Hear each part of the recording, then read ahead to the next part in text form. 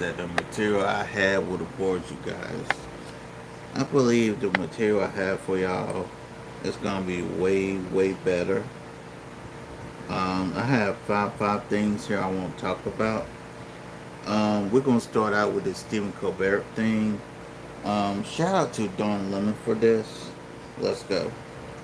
Oliver, what the hell's going on at CBS? Canceling Stephen Colbert. He's the #1 late night talk show. By the way, thank you so much for joining us. We appreciate it. Canceling the #1 late night talk show. Not only that, Stephen Colbert was actually adding viewers, which is completely opposite of what's happening now in linear television. What gives here? Well, I think there's a lot going on here. I tell you what's Let's just going start this on. out Donald with Trump. linear television is also That's what's obviously going declining. on. So, the advertising on the show, the revenue is bringing in was declining like every other show on television. But you can't ignore what's happening with Paramount, which is CBS's parent company.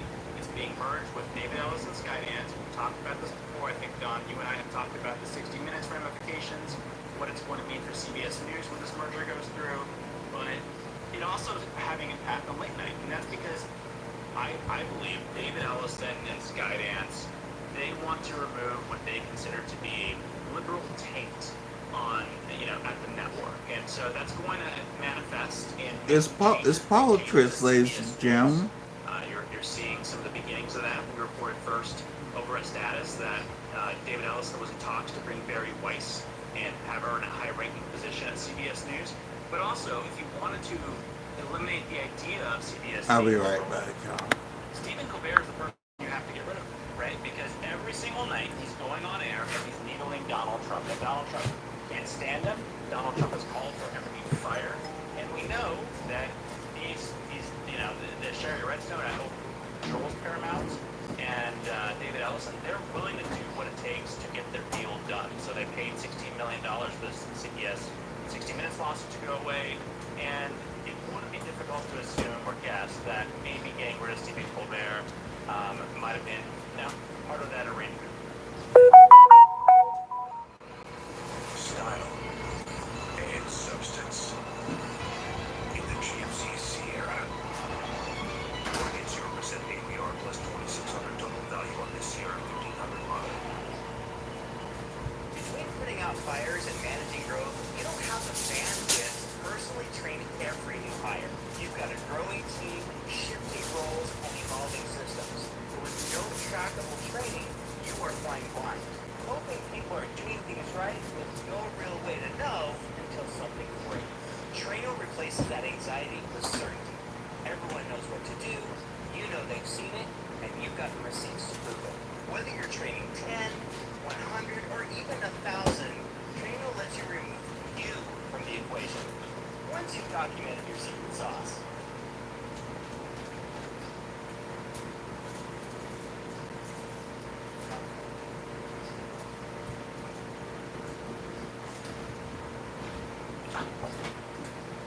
Oh.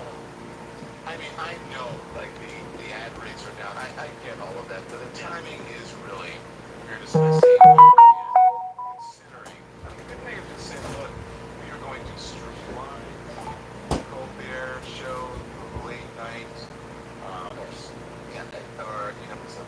been that way for a while, where they would take 2 shows on Thursday. Look, they may have just cut it back instead of, I mean, this sends a really strong message, and it's suspicious. 100%. They could have done a lot, I think. They could have worked with Stephen Colbert to cut costs. He could have taken a pay cut. There could have been a reduction in the amount of, maybe he doesn't do Fridays anymore. There could have been some work done, but it's my understanding that it didn't happen. They just decided to eliminate the show. And what's particularly strange about this, so CBS right now is run by a man named George Sheets. He's the co-CEO of Paramount. If you're him, think about this for a second. You know that new ownership is coming in a few weeks, right? New owner is coming in. Stephen Colbert is the most recognizable personality that you have at CBS. There's no one more recognizable than Stephen Colbert at CBS, right? You do not decide to get rid of him just a few weeks before the new owners come in. You would hold on to that. You would say, wait a second, let's just wait. The owners want to do, right? We don't want to do this without their approval. Like, it's like, as some would say, maybe it's like painting a house red right before you hand the keys over to the new owner. You don't do that And so Exactly. I think it's very clear that the new ownership wanted this done, and they probably wanted some, they didn't want to make the move themselves because it's not a good move to make. Like I It's said, very bad. And politics. so what do? You have the current leadership at Paramount make the move, then they can say their hands are wet clean. We don't have control of the company. We haven't even taken over yet, right? And I think that's pretty clearly what's going on. I do not for one second believe they canceled Stephen Colbert for a purely financial decision. In fact, last No, week it's in our political. status newsletter, we reported that on thin ice because of politics. And at the time, I wrote that what they will likely do is get rid of the show and cite financial decisions. And those financial Yep. decisions, just to some extent, they are legitimate. Like these shows are declining as linear television goes down, but that's not the real driving force behind getting rid of Stephen Colbert. You talked about this in your podcast. I just put up. You wrote about it in your newsletter, which I read, but also you talked about it on your podcast, right? And it's called Power Lines. Is that right? Yeah. This is Power lines, yes. And we actually talk about it. No, we just right before we came on, Don, we uploaded the second episode and we discussed this as well. So if your viewers are interested, Power Lines is what the show's called. Yeah, and I think that if you guys producers, if you can get it up, because I just sent it to you guys, just because I want to show them. Just you don't have to put the sound up, but because Oliver does such great work. Just out of the blue, I texted Oliver. Tim and I were sitting around talking about. I won't mention there are other industry sites that people used to read all the time, religious analysis, like except for Oliver. I mean, Oliver, you're doing a great job, and I think that the reason that Status is doing so well is because you are really doing what people want now, and that is without fear or favor. You're reporting on what's happening. I think, Don, that's been the mission from day one. There are so many sites out there, so many podcasts out there that claim they're giving the behind-the-scenes info, that claim they're unfiltered, that they're saying what everyone's thinking but too afraid to say out loud. We actually do it, and I think that's why it's resonated, and I think that's frankly why people come to us with information, because they know that we're not going to water it down, and they know we're going to report it out, and we're going to get the information out there. And so, that's why, again, last week we had this report on Colbert being on thin ice. We were the first ones with that. We're the only ones at the time with that, and that's because we let's just say had some good speculation, good informed idea of what was happening there. So yeah. Well, let's see. I haven't even heard it. Let's listen to it a little bit, and you can put it up and put the sound up. Let's see if we can hear it a little bit. This is a new Power Lines. This is the podcast that Oliver has, and he's talking about Trump, which is pertinent, and CBS World. Stephen Colbert addressed a report on air earlier this week, and he referred to us as TV bloggers typing. It's pretty clear that we're not TV bloggers just typing away here. No, we're TV podcasters. Get it right. Kind of weird that all these other outlets are just ignoring our reporting. We had reported this in Status, and it's very strange, I think, seeing a lot of these mainstream outlets pretend as if our reporting does not exist. Don't worry, Darcy. I see you. I know you're there. Oliver, I love it. And you're right, because many times here, and I tell you all the time, many times here in streaming, it feels like we're in a silo, right? We break stuff, we have great guests, but these, for some reason, and maybe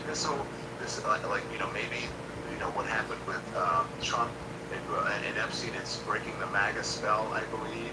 But maybe this Colbert thing, which is huge, will break the mainstream media's spell of to stop being so navel-gazing and just reporting on themselves and the people who are in linear, when folks like us who are on YouTube, folks like us who are in streaming, it has surpassed linear television. And perhaps it's time for them to figure out that they need to do it a different way. And they become, okay, come on over to where we're having the real conversations. Am I wrong? Am I just being too I think that there's a big hesitancy from a lot of organizations to look at new media in a serious way, right? It's just kind of like viewed as a fun thing they're doing. Oh, it might work, they might make some money or whatever, but it's not viewed in a serious way. And the reason I had made those comments, Don, is because we have, I think, repeatedly beat these mainstream outlets to a lot of stories by either days, weeks, or months even at times.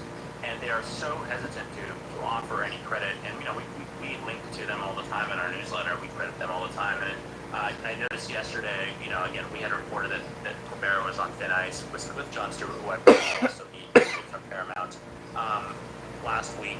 They addressed our report on their show this week, and it was really interesting seeing the creative writing in some of these news organizations and their stories, where they said that these hosts were addressing online speculation or things, questions about whether it would be okay. And I'm like, well, what was the thing that started, that online speculation, or did it just happen out of thin air? And I just think that these organizations they do not like crediting the media, and that's unfortunate. I think they should really view it with a little more of a, It's very interesting. I know I can hear it's dripping with, I don't know, sarcasm or what I'm not the word when I hear folks saying, and these online, these bloggers, these podcasts, you're like, oh my God, really? But you know what? We were once those people. well, by the way, It was a different a lot of time. these people want to be in this space, right? They're moving in this space. They're doing their best to, and in some cases it's working. In other cases, I think it's a little too stiff, and they're still not really adapting quite to the platform. Get But back at in the the same set, time, man. they also poo it, which is a strange dynamic there. Yeah. As soon as I heard the news, though, and I didn't see what you were saying, what did he say? By the way, I didn't see what he said. Did they shoot it down, the reporter, before? No. Colbert addressed it and made a few jokes about how could they fire Stephen Colbert when he has this new mustache and he looks a little different. Yeah. And Jon Stewart, what was that? No, I do not believe he knew. I think that our reporting caught them off guard. I don't think he had any idea. And in fact, last night when he just said he was delivered the news to the audience that he was being canceled, he said he had learned about it the night before. So that seems to be when they told him. And I wonder if they actually told him this because our reporting had, maybe generated a little bit of need to invest. Wow. I don't know. Yes, canceling late night show with Stephen Colbert. We're going after next season. When I got this, you know what I thought? When I was in Linear, people predicted all the time. I'm like, yeah, and then he got. I said Linear is dead, and then someone said, yes, this is also payback for, for a part of the deal, I should say, for CBS and Paramount. I said, but I can't imagine being a media executive right now, especially in this position, and know them. But I would just feel like, man, we have no integrity right now. I just have to do what the corporation says, and journalistically or whatever, it doesn't matter anymore. You just, I mean, I think Stephen Colbert is going to be better off, by the way. And your deal out of this whole He'd be thing. better off going independent. But I do think the one to watch now is Jon Stewart. And if you're Jon Stewart, you're probably looking around. Yep, they're coming for Jon Stewart Contract's next. up in December, but it's not looking so Then good. Oliver. Then Fallon. I can't imagine. I actually, again, we had some good intel on this. I was thinking that Jon Stewart would be the first domino to fall because it's actually easier to get rid of him because his contract already is expiring in December, and Comedy Central is not as important of an asset as CBS. And Stephen Colbert has a very large audience. He's the #1 rated late night comedian, and so I assumed that Stewart would be the first to fall, not Colbert. But I can't imagine a world in which they're getting rid of Colbert and they're not going to also, throw Jon Stewart to the curb. Yeah, they're getting rid of Jon Stewart too. It's sort of on its last legs. People want to know then what happens next, right? They're thinking, oh, what does this mean? Because you still got other folks out there. Obviously, you have the Daily Show. I haven't watched the Daily Show. Not in. Is it still on? It's on at 11, right? It's on. It's on. John Ford does one night a week, and then it's another rotating cast of hosts. So like Jordan Klepper and others will do the other nights. Yeah. And then people wonder what happens now to Kimmel. And by the way, Jimmy Kimmel's responding. Jimmy Kimmel shared Colbert's video on Instagram and added, "Love you, Stephen. F you all."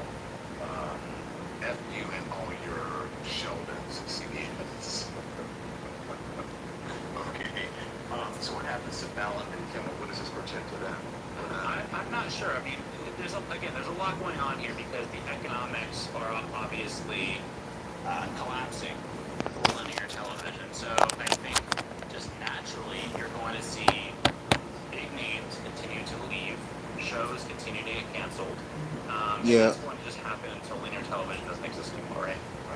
At the same time, I also believe that this Colbert thing, well, disguised as a financial decision, was really more a political decision. So I'm not Yeah, sure what it means for Kimmel. I have a politics, hard time and that's believing what it he's going to was. get rid of Kimmel. He's Nothing also more, nothing less. arguably the most recognizable personality on ABC, and he hosts a wide range of things from award shows to his late night program. So hard to see that happening, but we're in unprecedented territory as well. I do think Disney, Disney's in a different situation than CBS and Paramount. So that's why I think Jon Stewart's really the one to watch right now and see what happens with them. Chevy is called the heartbeat of America. Like the people who keep this country moving. For them, only a... Jon Stewart's really the one to watch right now and see what happens with them. Thank you, Oliver Darcy, editor, chief editor, writer, creator. You wear a lot of hats over here, Don. You have to wear hats, a lot of them, when you're on your own and independent. I'm sure you do too. Tell us how we get your stuff and where we get, because I kept you way too long. I know you had an 11 o'clock appointment. I'm sorry. No worries at all. Go to status.news, sign up for our newsletter there, and then we're also, our new podcast is on YouTube, Spotify, Apple. It's called Power Lines. Please subscribe. Put it up, please. Give us a link. There's status right there. Yeah. There's status right there, status.news. And then check out Power Lines that we just played. I'm telling you guys, I've been doing this for a long time. I've read lots of newsletter and all the industry stuff. Oliver Darcy is the best. Now, I don't know about this John Constantino guy. John is great too. We gotta get John on this show as well. Let's do it. I would love to. All right, see you next week. Thank you, sir. I'll see you soon. Appreciate it. Have a great weekend. Say hi to John. Okay. Thank you. Anyway, that's Oliver Darcy over at status.news, and also check out Power Lines podcast. Oh, let's put this up. I think we have Stephen Colbert announcing. I just want to show it so you guys can see just a little bit of the report from. This is on the Today Show, I believe. This one. Here it is. Well, I want to let you know something that I found out just last night. Next year will be our last season. Stephen Colbert's announcement sending shockwaves through the television world. It's not just the end of our show, but it's the end of the late show on CBS. I'm not being replaced. This is all just going away. It's a major shift in the late night landscape and for the famous host. Colbert got his start on Comedy Central's The Daily Show, and later won fans on the satirical Colbert Report, before taking over the network's seat from David Letterman. And with the end of The Late Show, the end of an era. It debuted in 1993 with David Letterman at the storied Ed Sullivan Theater. Thank you very much. Welcome to the show. My name is Dave.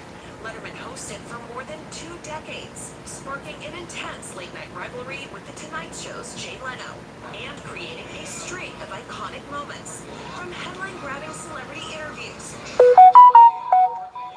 waited. Gosh, it was fun. to musical performances to his famous Top 10 lists. The category, top 10 things never before said on The Sopranos. After a long run, Letterman retired in 2015. Colbert moving into the spotlight, making his own mark with interviews, performances, and his signature political commentary. But everybody I talk to is talking about what Donald Trump doesn't want to talk about. So let's talk about it. Despite an overall decline, Right. So there we go. So she was going to say, despite an overall decline in linear, pick it up. I want you to hear this part because it's really important. Sorry, I had to put you up. in late night ratings, Colbert had the #1 show for 9 straight seasons. There's nobody bigger on CBS than Stephen Colbert right now. Literally dropping their biggest star. CBS executives saying in a statement, this is purely a financial decision against a challenging Bullshit. backdrop in late night. It is not related in Bullshit, any way to the show's bullshit, performance, bullshit. content, or other matters happening at Paramount. Okay. Colbert recently criticizing the 16. So he said it was, I don't know what he called it, a bribery or something. I forget what he said. But here's the thing. Oliver Darcy brings up a very good point. You don't just, when someone else is taking over a new company, just say, I'm going to get rid of you. Wait for the new guys, right? You wait for the new guys. And then there's just something that's just a bit, the timing is just really off. I'm just going to be honest. And you don't have the upfronts where they do the upfronts and they tell people and they say, this is what we have. We have the #1 talk show, and so you should buy advertising, and you should watch CBS, and you should do this, Colbert. And then all of a sudden you cancel it. So, look, I want you guys to let this sink in, because Stephen Colbert was, and I didn't always agree with, I don't always agree with that, everything that stuff, so that's besides the point. But, he's one of the most biting, intelligent voices in late night television. And so why did this happen? You guys know why. I don't believe that it's about reading a contract. I think it was a quiet purge of voices who were challenging MAGA narrative. And they refused to bow to Donald Trump. That's what I think this is all about. I mean, look, when I was fighting, they said, they never told me that. They told my colleagues that, oh, this is just business. I don't know. I have no idea why. You say it was business or tone or whatever it is. Lies. And then when It's Joy politics, Reid, ladies and they say it's about gentlemen. ratings, but even though Joy Reid's ratings were high, and not so much. So whenever a Colbert is against, it's the same thing. They say this is business. It's a network decision. Come on. You know. What we are witnessing right now in the entertainment industry is just like the corporate America and even some corners of the press. They're bending the knee to a man and try to overturn the election, call free press the enemy of the people, and on and on and on.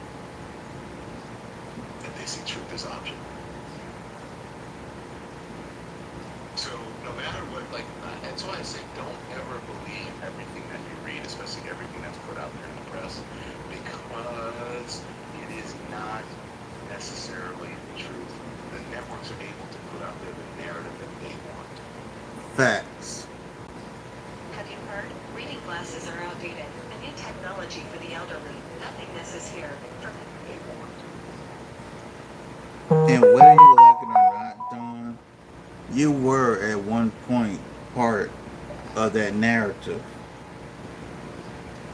Why you will not acknowledge that, I have no idea. But again, Dawn Lemon, you were a part of that narrative. Let's keep it a buck. The networks are out there to put out a narrative that they want. And they call all of the people they know, all of the reporters, and they try to shape the story, and they tell you whatever, and they call, they call the press and all of the big news organizations before you can, before you even know what's happening behind the scenes, before Stephen knew. Stephen didn't know, according to Oliver. He didn't think that he knew. Stephen had no idea. I'm sure Joy had no idea. I had no idea. And then they called the people before and they tell them the story that they want to put out. And that's what anybody believes in. That's what gets. I'm telling you guys, it is a racket.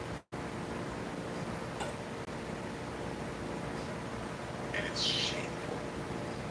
It's shameful even for some of the people I know and respect that they are doing this right now. It's unbelievable. How many billions of dollars do you need?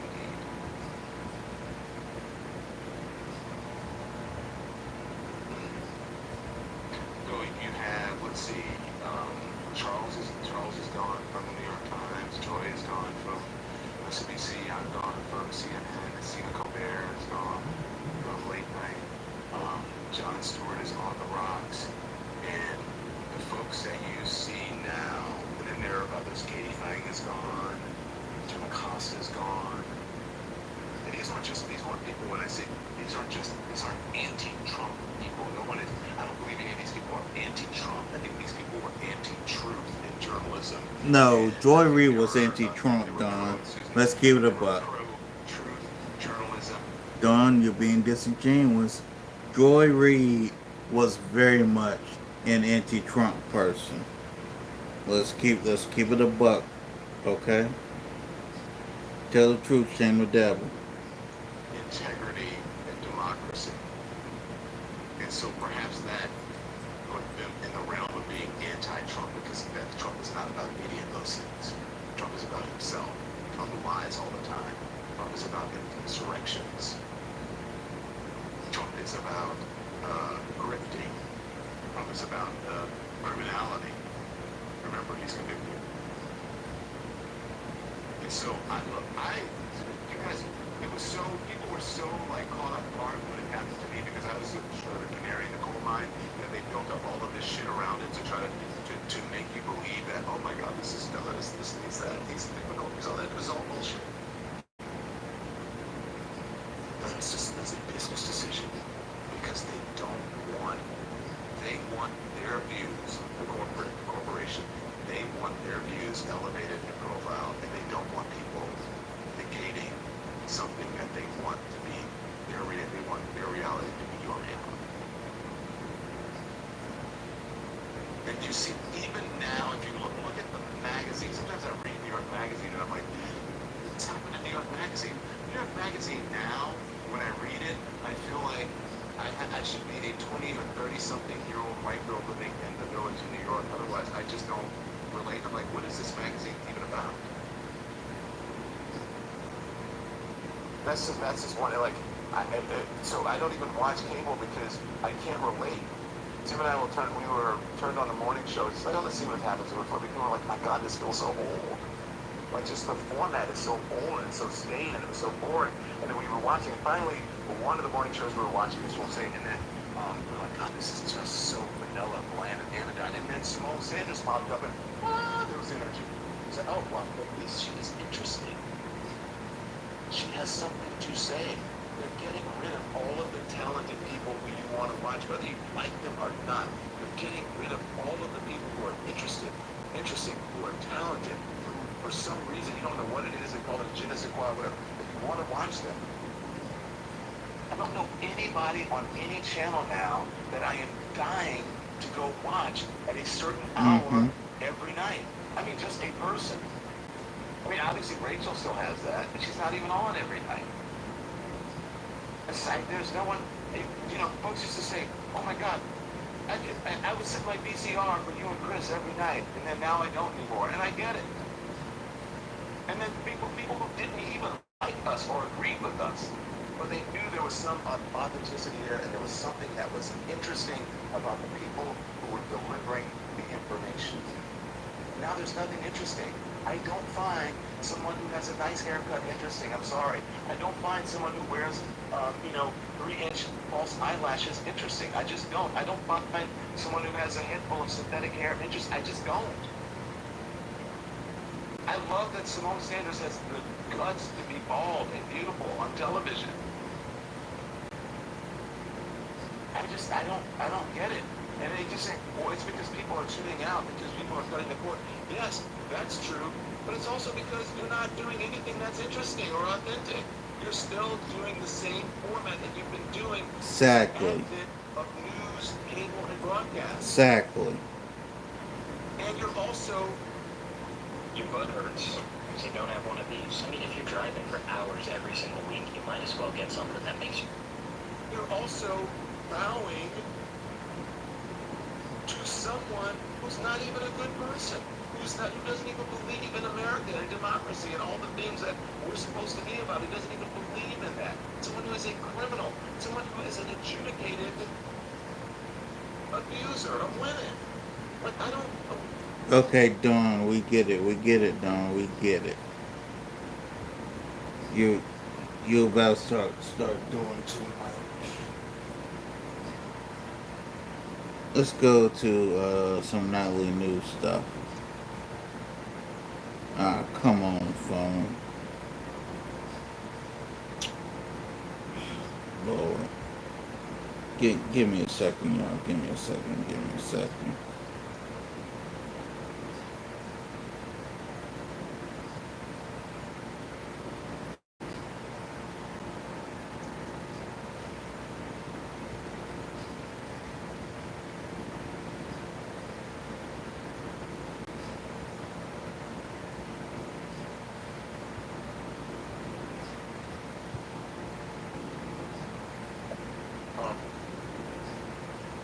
Hold on.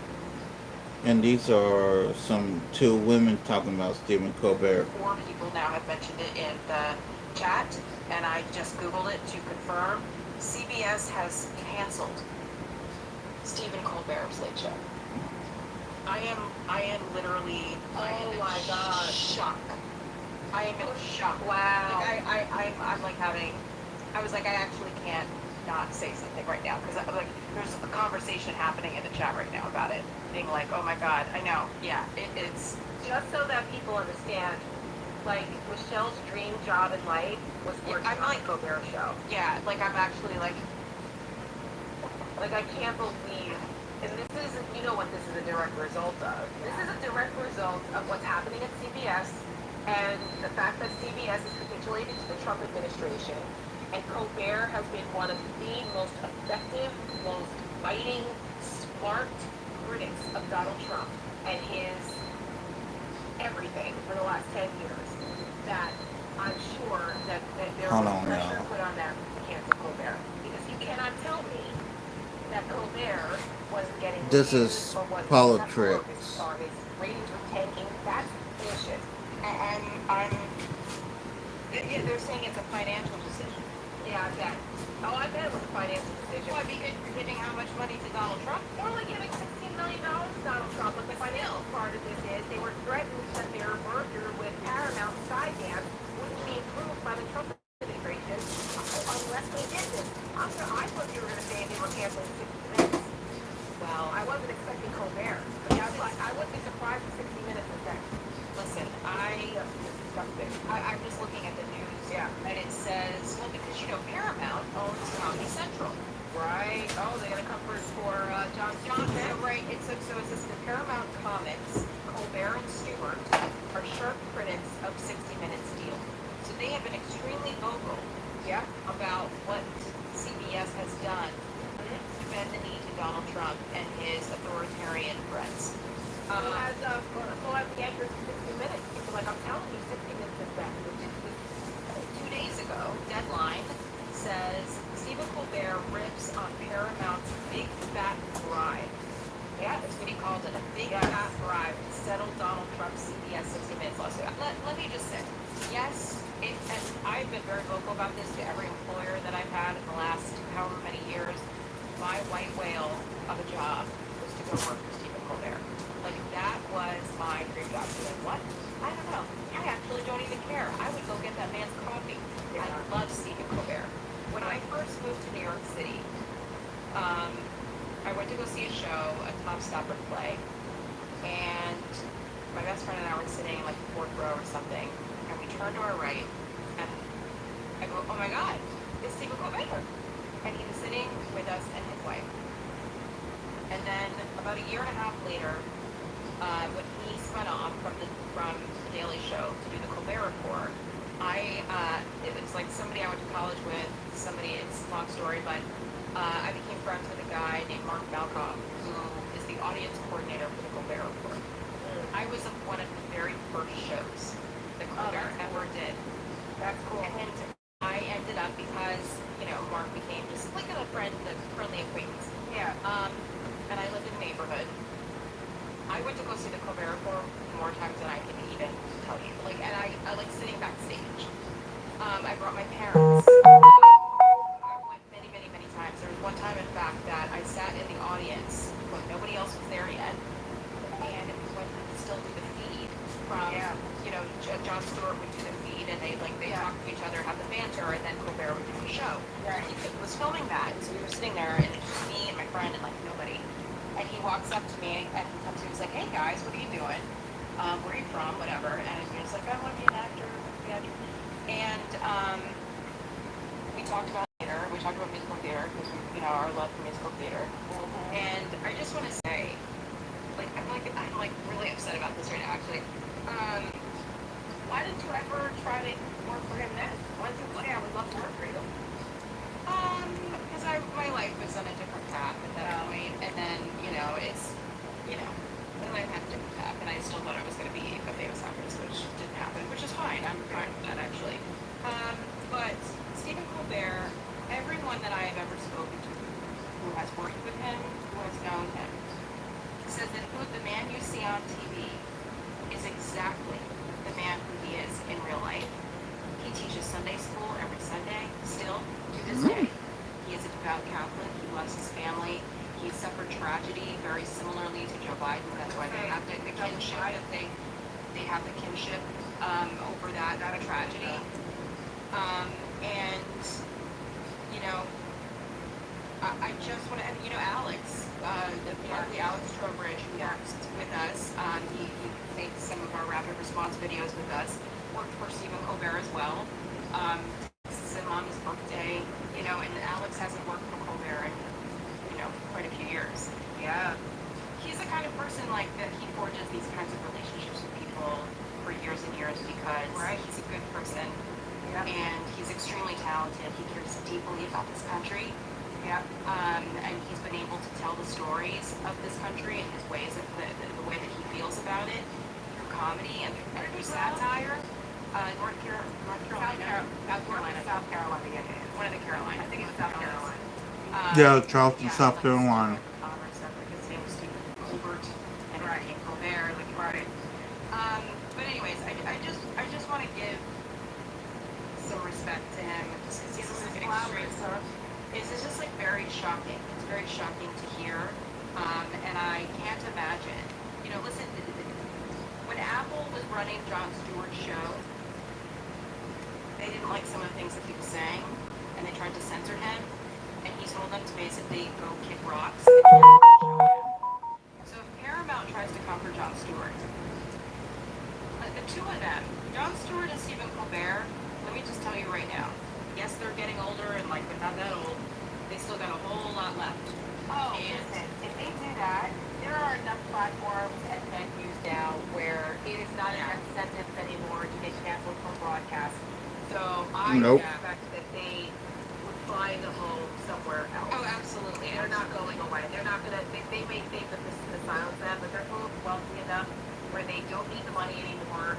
They can do it for the love of what they're doing if they decided they wanted to do that. And I'm sure there are plenty of other platforms where they would both land. Yeah. And Stephen Colbert, by the way, also brought intellect to late night. Similarly to David Letterman, but more so because of his curiosity and hunger for knowledge.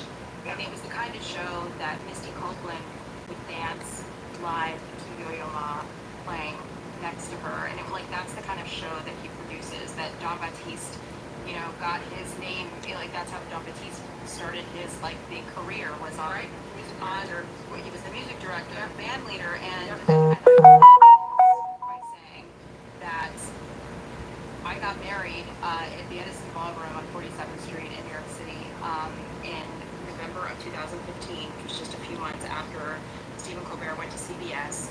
And my husband and I loved the theme song so much that is the song, the Colbert theme song that we walked into our wedding reception. I'm learning something new with everyone else tonight, guys. I did not know that, and that's wow. Yeah, that's pretty serious.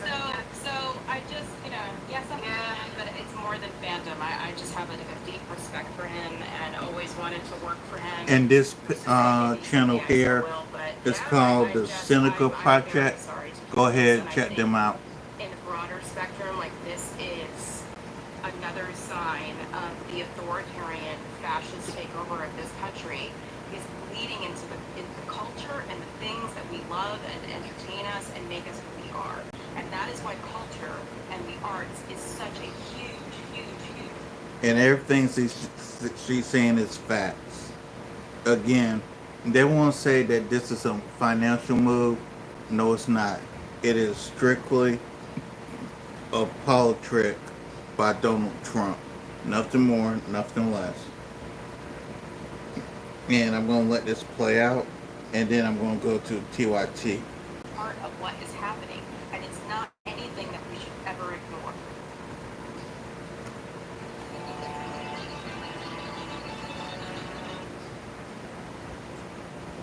I wonder if this cult has hands-free driving.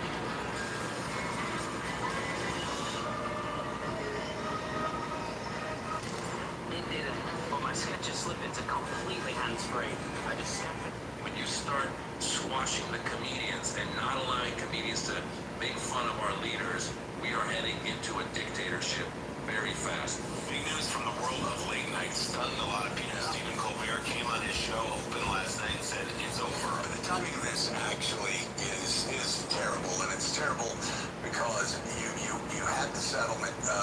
Donald Trump. And then you had Colbert and Jon Stewart criticizing that decision. And then a week later, they're saying, oh, unfortunately, we don't have the money to continue this. Yeah, it definitely seems suspicious, and not just to that show. A lot of people have a lot of theories about why it is that at this time, of all times, Stephen Colbert's show is being killed in May of next year. We're going to get to what Stephen has had to say about this, some of the other reactions, but what was your initial reaction, Jake, when you first heard this news yesterday? I'm actually really torn on this, and that's part of why we're doing the poll that we are. So the show is live at 6 o'clock Monday through Friday. So be part of the show. We got the live chat question. Why did CBS cancel Late Show? A, financial reasons. B, to appease Trump. But on our website, tyt.com,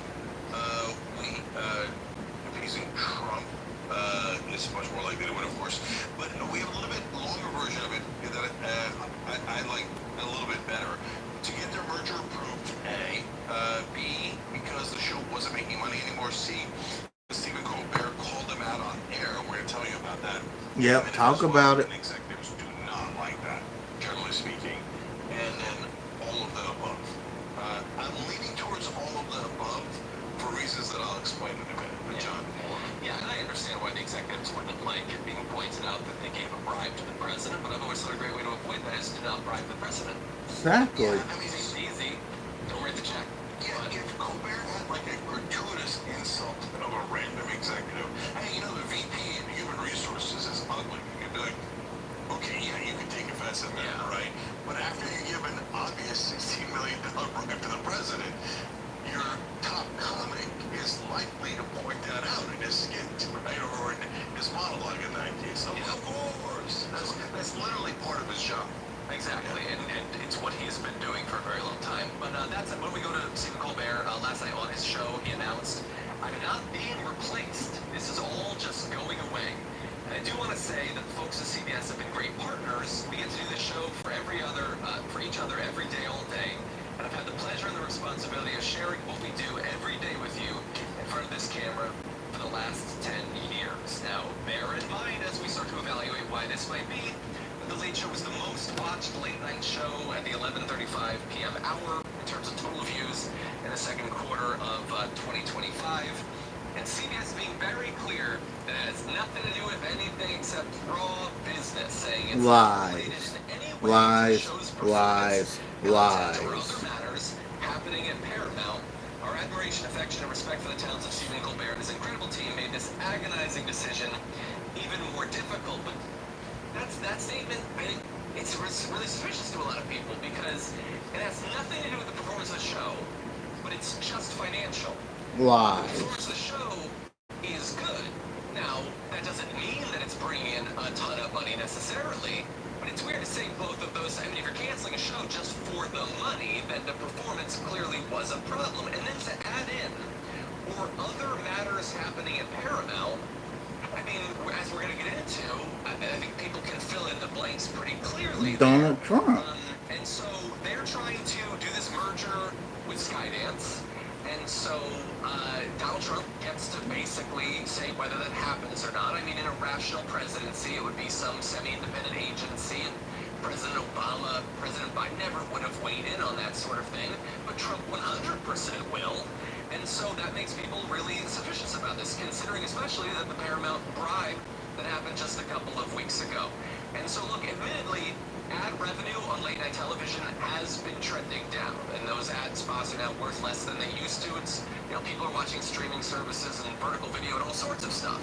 But that said, it is still bringing in money. And so it just seems suspicious, especially considering the time, especially considering how criminally sensitive Donald Trump is to criticism, how often he's personally attacked Stephen Colbert, and as you'll see, delighted in this decision, by the way. Yeah. He played cool at all. And so that's why I think people have a lot of questions. yeah, it was your comment. What do you think? Yeah, it's not about the money. If it were about the money, they would. First of all, what are they going to put in place of it? What are they going to put? What's another program that's going to bring more eyeballs to this late hour? What is that? This is your best show. This is a show that is an Emmy-winning show. It is a show that has won several other prizes. I stream it I get my news through it every night. Every night I stream it on YouTube. So it's killing it in the streams. It's obviously the numbers aren't what they used to be because of all the competition and all the other stuff that's happened and how the world is now on streaming. But it is not about the money. It's about him calling them out. It's about them knowing they did wrong. Which, by the way, if they really had been, if they weren't guilty of bribing, then they would have allowed him to keep going because they could have laughed it off and been like, oh gosh, Steven's just saying something. But it was actually a settlement we made because there was a real reason for us to make this settlement. It's also openly, it's almost flagrantly a political thing. And the fact that we all know the whole thing with the 60 Minutes and the Kamala Harris and the edit and all that, it's just, as a comedian, I've been on Colbert, and I think you have too, Jake, and he's smart, he's classy, he's funny, he's an amazing person, amazing host, and as a comedian, when Trump came into power, I knew he was going to come after the late night talk show host. I just didn't know how. I thought it might be like sending the IRS after them. I thought it might be some other thing. But the fact that he's using something like this to have the corporations put pressure on their stars, that again is very authoritarian. That's very, very scary about the future of where America's going. When you start squashing the comedians and not allowing comedians to make fun of our leaders, we are heading into a dictatorship very fast. And if it were about the money, by the way, I guarantee you if they'd gone to Stephen Colbert and said, hey, Stephen, we're paying you X, Y, and Z. It's costing this much. In order to keep these 200 people working, are you willing to do it for a little bit less or find some other ways of profit sharing? He seems like the kind of guy that would have been like, yeah, let's keep it going. And he seems like somebody who enjoys doing it and probably would have gone for another 5-10 years if he could. And my hope is that somehow there's a revolt or a push as the story comes out of people maybe protesting against CBS, maybe boycotting CBS or something to push either the decision to be reversed, which I'm not holding my breath for, or some other network to pick him up. Now, obviously, it can't be the majors, but maybe some streamer or something because he's just too good to not be on air. Yeah, Maz just made one of the most persuasive points in DYT history. I'm going to change my vote. I'm going to explain why in a second. But first, John. That's amazing. Yeah, look, I imagine that there will be a big revolt because no offense, I don't know why I would ever tune into that channel if it wasn't for Stephen Colbert, and I think that's true for a lot of people, especially people who are on the younger side of it, much younger than me. And I love your point, Maz. I think there's going to be a pushback. They can reverse this, and if there's a big pushback, and the reason is purely financial, then it makes perfect sense to reverse it. But if you're lying, and it's not financial, and it has to do with the merger, or it has to do with Donald Trump, it really doesn't matter what the pushback is, and you'll never reverse it no matter what. So it's going to be fascinating to watch how they likely do nothing in the face of what's going to be probably... Yeah, they ain't going to do nothing. Okay, this guy just got juice here. So I'm now going to have to create a second account on DYT.com to cancel out my first vote, and then a third one to vote in the right direction. But anyways, so I want to share part of the theory that I'm surprised people aren't talking about more for this story, but that's in a second. But first, why was Maz's point so good? Halfway through, he got me to wonder, yeah, wait a minute, maybe we can say definitely that it was the money. By the end, I was like, you're totally right. So why? Because, guys, the last point that Maz made actually ended it. Normally what happens in media is if it's about the money, you renegotiate. It's the number one show on late night. It's the show that goes most viral for them. It's the only show that goes viral for them. It is pretty much valuable property. A media company, I know I run this company. A media company doesn't give up an asset that valuable without trying to salvage it. Exactly. You go, okay, Stephen, these are crazy times. We lost half the revenue because of the deterioration of television, etc. Stephen, what do you think about taking a pay cut of this or that? Can you do it with 150 staff instead of 200 staff, etc.? For them to just go, no, I'm done with it. No, Maz is totally right. It's not about the money. And the other point that he made is, wait, what else are you going to time slot to make more money. But wait a minute, let's say that you did a syndicated show and it didn't cost you much. And I know the financial dynamics of this, right? So you could put a syndicated show in there, maybe you squeak out a tiny profit, etc. But then what are you going to do with the rest of your lineup? If none of it makes money, well, and that's part of why they're trying to dump it. But then Skydance, who's buying it, what are you buying it for if some of their most successful shows aren't profitable, right? So none of that makes any sense. I'm withdrawing all of the above. It is not the money. Maz is right. So what's the theory on this that we haven't discussed? Maybe it was part of the settlement. Maybe it was just they said to Trump, we'll give you $16 million and Colbert's head. Now, we're not going to write Colbert's head on the document, obviously, right? But, you know, we'll make it go away and we'll take out your top critic in late night. I mean, I don't know that to be a fact at all, but it certainly seems plausible, doesn't it? Yeah. Yeah, and just think about the chilling effect on other critics of the president that have shows. Like, what if your show, the network you work for, wants to do some sort of deal or doesn't want his broadcast license pulled? Trump, like, declared victory, saying he loves that Colbert got fired, of course. And he says, I hear that Jimmy Kimmel is next. And Jimmy Kimmel going to be comfortable providing critical commentary of this regime now? Or, by the way, can I just, one quick thing about that? So, it's not that Kimmel will be uncomfortable. Because Kimmel's, I think, done well enough in his life that he'll almost want to provoke, right, etc. But the show's going to be uncomfortable. The executive producer's going to say, but Jimmy, we got 200 people working here. Yeah, they got families, right? And is ABC going to be uncomfortable? They already paid a bribe to Donald Trump. And why did they do that? They paid him right before their executives are going to have to be deposed. The executives do not want to be deposed in these lawsuits under any circumstance. So they know that if Trump sues, they almost have to settle. So now the company's going to be like, hey, Jimmy. Don't. And even if Jimmy Kimmel does it, and he does it for a couple of weeks or a couple of months and then they get rid of him, certainly the next guy isn't going to do it at all. Yeah. Someone without tremendous power and leverage is definitely not going to do it. So this sends a massive chilling effect on all of the media.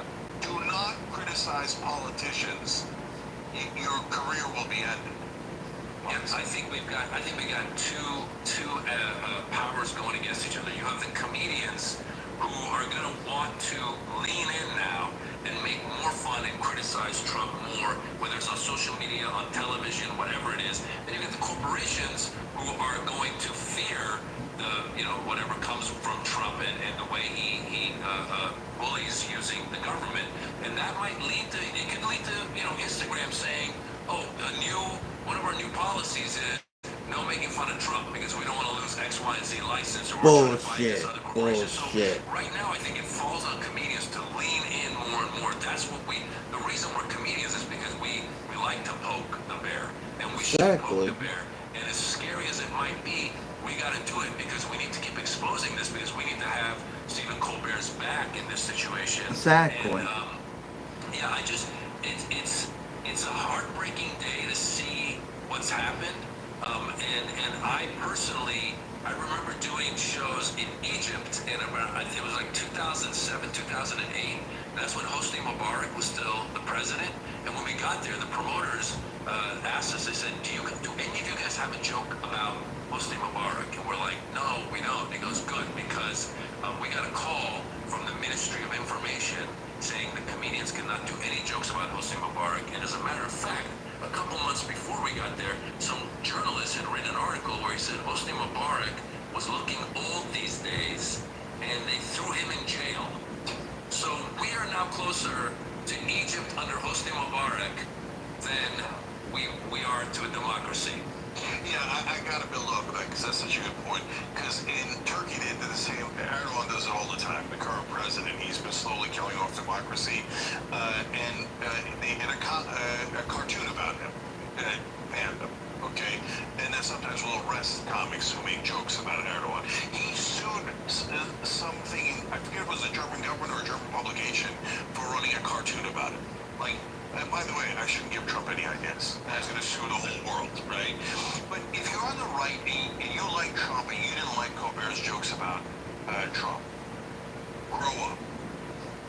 Exactly. Grow up. You said, oh, this stupid Grow this is cancel culture, the right? hell Oh, they're up. canceling our Fat jokes. stink. So what? Fat. Legalize comedy. Yeah, legalize comedy. So should we legalize comedy? Or if daddy's feelings are hurt, should we ban comics? This is textbook cancel culture. They literally cancel. Not only is this cancel culture, this is cancel culture and an attack on free speech. It's the most literal thing there is. And I love what Moss is saying. All the comedians out there, go forward, okay?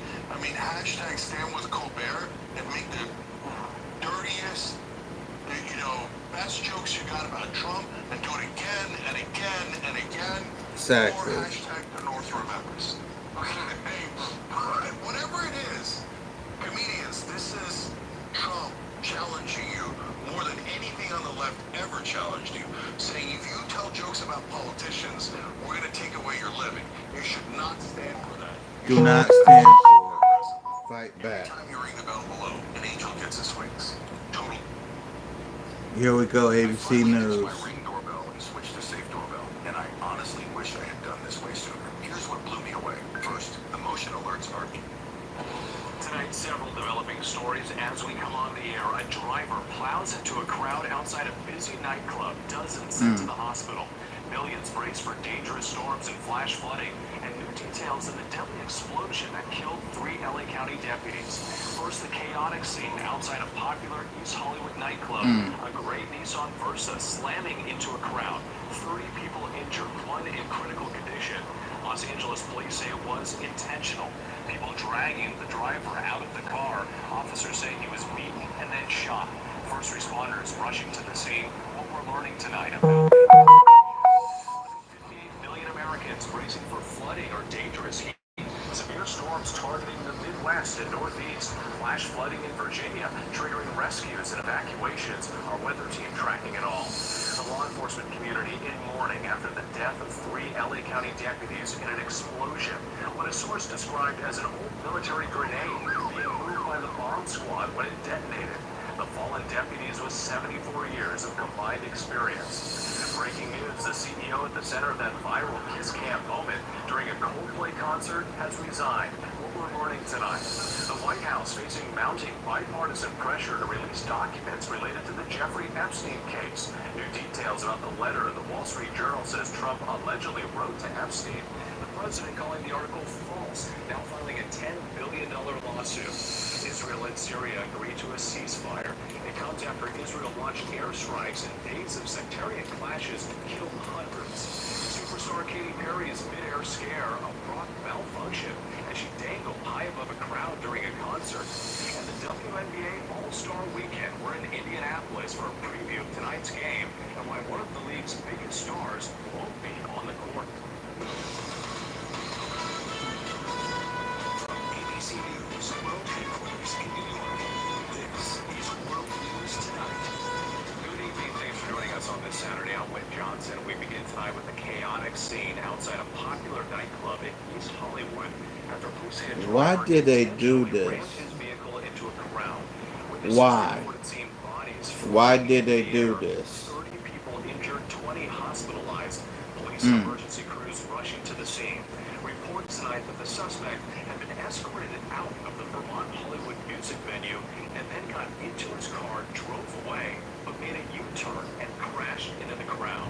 Police say bystanders pulled the man out of his vehicle and attacked him, and say another individual shot the driver. The suspect is now hospitalized, facing an arrest for assault with a deadly weapon. ABC's Melissa Don leads us off from Los Angeles. Tonight, over 20 people hospitalized after a car slammed into a crowd in Los Angeles. Multiple victims down from Vermont. A chaotic scene unfolding early this morning in East Hollywood. Bystanders see running. LAPD says the driver of this gray Nissan rammed his car into a crowd outside of a club. Senior investigators telling ABC News the driver was escorted out of the club, drove away, and then made a U-turn and drove onto the sidewalk and into the crowd.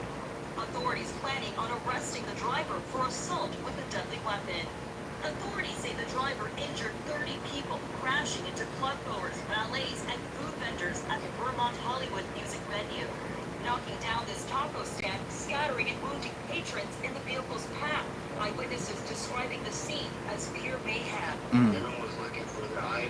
their people, their loved ones, their phones, their close friends, everything was just scattered. I couldn't disbelieve because 20 seconds more, that would have been us. The incident happening at the crowded club around 2 a.m. when the club was closing and followed by a massive response from rescue crews. We had a total of 124 firefighters were here on scene. There's about 25 LAPD officers that came out to assist us. So the scene when they got on, when they arrived was very chaotic. The LA Fire Department says most of the victims were women. One was in my vehicle, another one had gashes in her entire leg. Once the car came to a halt, bystanders dragging the driver out of the vehicle, attacking him. Police say he was also shot after he crashed into the crowd. The driver taken to the hospital and undergoing surgery. He is expected to recover. Of the 23 hospitalized victims, one of them remains in critical condition. The LAPD are still working to determine a motive. Several sources saying alcohol may have been involved. When the LAPD is asking for help from witnesses as they collect surveillance video to better understand what led up to this car ramming. Melissa Don, thank you. Now to the extreme weather, more than 58 million Americans bracing for flash flooding and dangerous heat. What's up with all this flooding and heat advisories? Eastern Iowa triggering flood watches across the region. Let's go right to meteorologist Danny Beckstrom from our New York station WABC. And Danny, more dangerous storms on the move. Yes, so let's start with those severe thunderstorms firing up as we speak. Right now, a tornado watch in effect in Nebraska until 11 p.m. local time, and a severe thunderstorm watch for a portion of North Carolina, Virginia, and Maryland until 10 p.m. The main concerns for the mid-Atlantic are damaging winds and large hail, but heavy rain also possible as part of that widespread flood threat for the eastern half of the country tonight. Areas in yellow could see an additional 1 to 3 inches of rain on already saturated ground. But let's focus in on the red, which includes Louisville, under level 3 and 4 risk for flash flooding with localized areas seeing up to 5 inches of rain. The severe threat shifts to the northeast Sunday, damaging wind and hail possible from New York City to Portland, Maine, with some of those storms firing up by sunrise Sunday. And we have to mention the extreme heat building in the central U.S. Warnings from Wichita to St. Louis with heat indices up to 110 on Sunday. Many of these communities hanging on to the heat into the work week. Whit? A rough week ahead, Danny. Thank you. We appreciate it. Now to that deadly explosion that killed 3 Los Angeles County Sheriff's deputies, described as the best of the best. Why investigators are now focusing on an old military grenade found at an apartment complex the day before the blast. Here's ABC's Alex Stone. Tonight, with the department in mourning, Los Angeles County sheriffs, along with the FBI and ATF, are learning new details about the blast that killed 3 of their own. This is, unfortunately, the largest loss of life for us as the LA County Sheriff's Department since 1857. Agents now searching this residence in Santa Monica, where sources say the bomb squad picked up a device on Thursday that they did not believe was capable of exploding. The bomb squad went into the parking garage and recovered several grenades. Well, that device, an old military grenade, according to one law enforcement official, was being moved at bomb squad headquarters in East LA on Friday. There was a blast. It appears LA County Sheriff's deputies of the bomb squad were pulling something on a cart. That's what it looks like to us. There was an explosion. Be right back. 3 members of the LA County Sheriff's Department killed. Detectives Joshua Kelly and Condolences to those men. Osborne had been working at the department for a combined 74 years. They leave behind 16 children between them. Their bodies moved to the medical examiner's office in a long procession with their colleagues saluting. If you're familiar with our Special Enforcement Bureau, they're the best of the best. And what we're learning tonight, the ATF's elite national response team, expert investigators, have just arrived here in Los Angeles to begin looking into the circumstances that led to this tragedy. With Alex Stone, thank you. Now to Washington and the White House facing mounting bipartisan pressure to release documents related to the Jeffrey Epstein case. We're also learning new details about the letter the Wall Street Journal says Trump allegedly wrote to Epstein. The president saying the letter doesn't exist, now filing a $10 billion defamation lawsuit. Here's ABC's senior White House correspondent, Selena Way. Tonight, President Trump pushing back, acknowledging his administration's move to unseal grand jury records in the case of convicted sex offender Jeffrey Epstein may never be enough to satisfy his critics. Trump writing on social media, even if the court gave its full and unwavering approval, nothing will be good enough for the troublemakers and radical left critics making the request. It will always be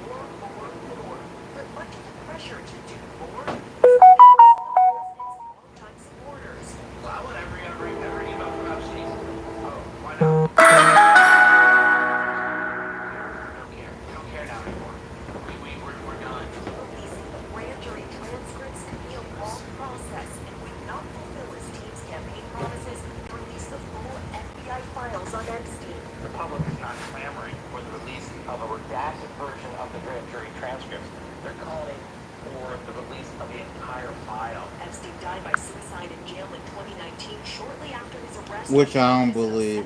I believe that was set up.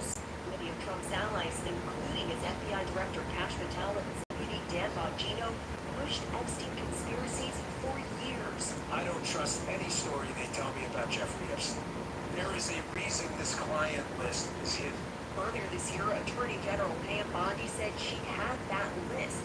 And just weeks ago, the Justice Department and FBI said the list If y'all got the list, what the hell is it? released more information about Epstein, sparking outrage with the president's face. Trump gave the order to his Justice Department to release the grand jury transcripts just hours after the Wall Street Journal reported on a letter Trump allegedly sent Epstein for his birthday in 2003. ABC News has not confirmed the existence of the letter. Trump is now filing a $10 million defamation lawsuit against the paper, including its conservative owner, Rupert Murdoch. In the lawsuit, Trump alleges the journal falsely claimed that he authored, drew, and signed a letter to Epstein containing salacious language within a hand-drawn naked woman, which was created with a heavy marker, and that no authentic letter or line exists. Dow Jones, the parent company of the Wall Street Journal, says they are standing by the reporting. It is going to be a while until the public sees any new information on this case. Grand jury testimonies are highly protected, and releasing them requires approval from a federal judge. Whit? Swing away at the White House, thank you.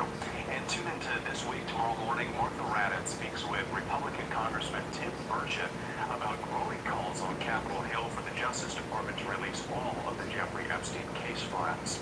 We move overseas now to the U.S.-backed ceasefire in Syria. Hundreds are dead after a week of intense gun battles in the streets, and a close call for British broadcasters caught in a clash between fighters. The proposed ceasefire comes after Israel launched several rounds of airstrikes in Damascus. Here's ABC's Patrick Reevell. Chaotic gun battles raging in southern Syria tonight. For days, Arab tribal fighters and Druze militia battling each other in the city of Suwaida. A spy news crew filming these pictures caught in the fire. This, some of the most dangerous sectarian violence since the fall of the Assad regime last year. Hundreds reported killed. This video circulating online showing piles of bodies in a hospital. Earlier this week, Israel intervened, launching several rounds of airstrikes on Damascus. Bombings captured on live TV. Israel saying it was protecting the Druze and demanding government forces withdraw from the south. With the US rebuking Israel, now backing the Syrian government's efforts to establish a ceasefire. President Trump 2 months ago meeting Syria's new leader Ahmed al-Shara, the US anxious now for the country to stabilize. We've heard tonight from some frightened Druze civilians in Suwaida. They say homes have been burnt and looted. Syria's Interior Ministry tonight says the clashes are now stopped, but this violence underlines how fragile the country still is. Still a volatile situation there. Patrick Reevell, thank you. Back here in the U.S. and breaking news in that kiss cam moment that set off a social media firestorm. Tech executive Andy Byron resigning today as CEO of Astronomer. Byron reportedly the man in this video seen embracing a woman during a Coldplay concert near Boston Wednesday. The pair quickly trying to hide. Coldplay frontman Chris Martin. You should never got caught. Either having an affair or just very shy. Astronomer saying in a statement its leaders are expected to set the standard in both conduct and accountability. Byron has not commented publicly. Now to a terrifying mid-air scare for superstar Katy Perry. A giant butterfly prop she was riding in malfunction, dropping towards the ground as she was flying above concert goers in San Francisco. It's just the latest in a series of close calls at big-name shows. Here's ABC's Morgan Norwood. Tonight, a terrifying moment in San Francisco. Pop star Katy Perry performing in the air when her giant butterfly prop malfunctions. Watch as it suddenly drops toward the ground below. Perry briefly stops singing and steadying herself before continuing on with the song. She came over right in front of us, and all of a sudden just dropped. And when that happened, my heart literally sunk because that was not the expectation at all. We were scared for her. We were scared for the fans that were also below her. It's not the first time the singer has suffered a scary malfunction. Police looked at Australia very clearly to this large metal sphere as it tipped to one side, and with solar tours soaring, artists taking bigger risks to connect with fans, even in the upper deck. R&B artist Chris Brown flew mid-air toward the performance at New York's Prudential Center, and a similar mid-air malfunction at Beyonce's sold-out a flying red car tilting, suspended over thousands of fans. Carriages.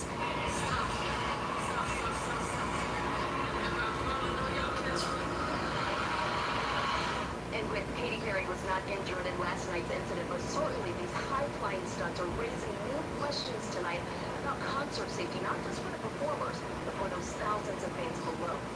Exactly. Thank you. There's much more ahead on World News Tonight this Saturday. An emergency in the air. Scary images from a Delta jet just seconds after takeoff. And chaos at a German fair. Low-flying... We're gonna go to some stuff on CNN. Give me 1 second. Here, I think about men that women find super attractive. Number one, when he is big, strong, hands. And we're following the latest on our breaking story out of East Hollywood. At least 30 people injured after a driver plowed his vehicle into a crowd early this morning. The LA Fire Department says 7 of those injured outside the music venue are in critical condition. CNN's Julia Vargas-Jones is outside the venue. Julia, what more are officials saying about the driver, why all of this happened? Any new information? Yeah, look, they're still looking for that motive, Fred, but they are piecing together a bit of a timeline of what happened here between this individual being in the car and... Please like, share, subscribe. Please like, please share, please subscribe. From the police explaining what they know so far.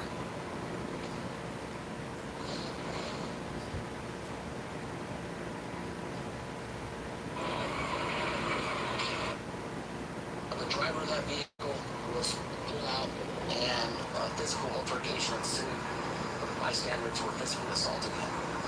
During that altercation, somebody produced a firearm and shot that driver of the vehicle. The driver was transported to a local hospital in unknown condition. The shooter in this situation is still outstanding and we consider him armed and dangerous. And Fred, this is their priority right now is to find that shooter. They said they are still investigating, trying to find that man. But I want to just bring this home to you that this is a neighborhood, East Hollywood, just east of Hollywood and between Los Feliz and Silver Lake. It's a part of town that is generally deemed safe, that you wouldn't necessarily expect this kind of an altercation or a criminal activity to be happening or for someone to pull out a gun outside of a nightclub. It is a part of Los Angeles that has a vibrant nightlife, and that is part of the shock of the story this morning. Mayor Carrie Bass was saying, earlier today that her heart goes out to Angelinos and all of the victims impacted by this, and saying that there will be a full investigation into what happened. But we do have reporting at this point, Fred, that has basically discarded any connection to terrorism of this incident, and also any further criminal intent, aside from the fact that this driver, authorities believe, was intoxicated at the time of this incident, Fred. Okay.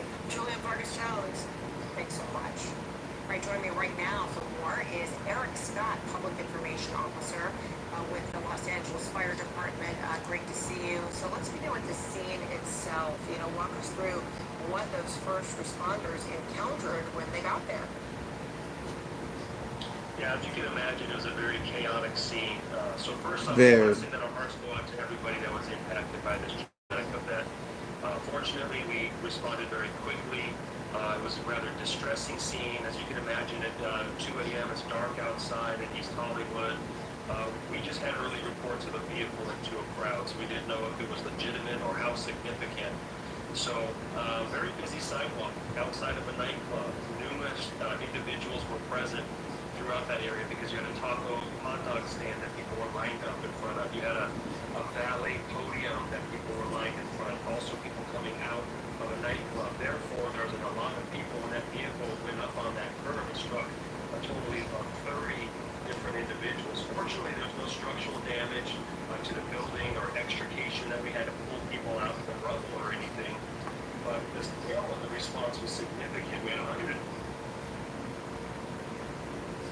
first and find out those that were most significant and in immediate need and treat them, and then transport them to the appropriate different hospitals based upon what their injuries were. 7 of the 30 that were injured were transported in critical condition. 6 were considered serious. Do you have an update at all on the conditions of people? So that is accurate. We don't have an update because once they leave our care as paramedics that are the highest level of medical authority outside a hospital setting, we don't follow up necessarily. We give them to the emergency rooms. But yeah, we did encounter 30 people, total of 23 we had to transport. Like you said, 7 were critical. So when you think of just massive blunt objects hitting people, from contusions, abrasions, some significant injuries to those 7 individuals. 6 were serious, 10 were transported in fair condition, and then 7 of those 30 actually said, we're okay, they're declining transport after we evaluated them. But we had to work real close with LAPD as well to secure the scene. They were a big help in maintaining public safety throughout. So in all the frenzy, from this morning, paramedics, realized that they actually had a gunshot victim in the mix as well from a secondary assessment, of the driver. Talk to us about that. Are you able to tell us, where he was shot, whether he was conscious, or any details about that? We'll say they were conscious, but we don't go into, patient privacy medical reports. It'll be inappropriate, but you are correct. We did treat and transport the driver of that vehicle who had sustained injuries. You had reported what police officers had stated that individuals pulled out of the vehicle, assaulted, and somebody pulled out a gun and that individual was shot. And that's part of LAPD's ongoing investigation. They're combing through all the debris and talking to witnesses, and they're doing an outstanding job. But I want to end by saying we're very fortunate there was no deaths, if you think about it. When you have 30 individuals that were injured and 7 critical. So we're very appreciative of the coordinated effort of our public safety partners, and we remain committed to supporting the victims in the community. All right. Eric Scott with the LA Fire Department, thank you so much for your time. Our pleasure. Now, we're learning a lot more about this breaking news out of East Hollywood, where police say a driver was dragged in his car and shot by a bystander after crashing into a crowd of people and then injuring at least 30 people. The LA Fire Department says 7 of those injured outside the music venue are in critical condition. More than 100 emergency personnel responded to the scene. This was a very chaotic scene. There was people were helping each other out because this was a nightclub. People were waiting to go inside there. They're ordering tacos, so they're seeing people that they don't even know are injured. They're stepping in to help them out. CNN's Julia Vargas Jones is outside the venue. Julia, there were an incredible, sequence of events taking place outside that venue. So what's the focus now in the investigation? Well, the focus and the priority here, Fred, is to find the person who fired the weapon onto that driver who plowed into that crowd. That person is still at large. Now, we're piecing together what happened here. What we know from video that CNN has reviewed is we see this driver driving into the crowd.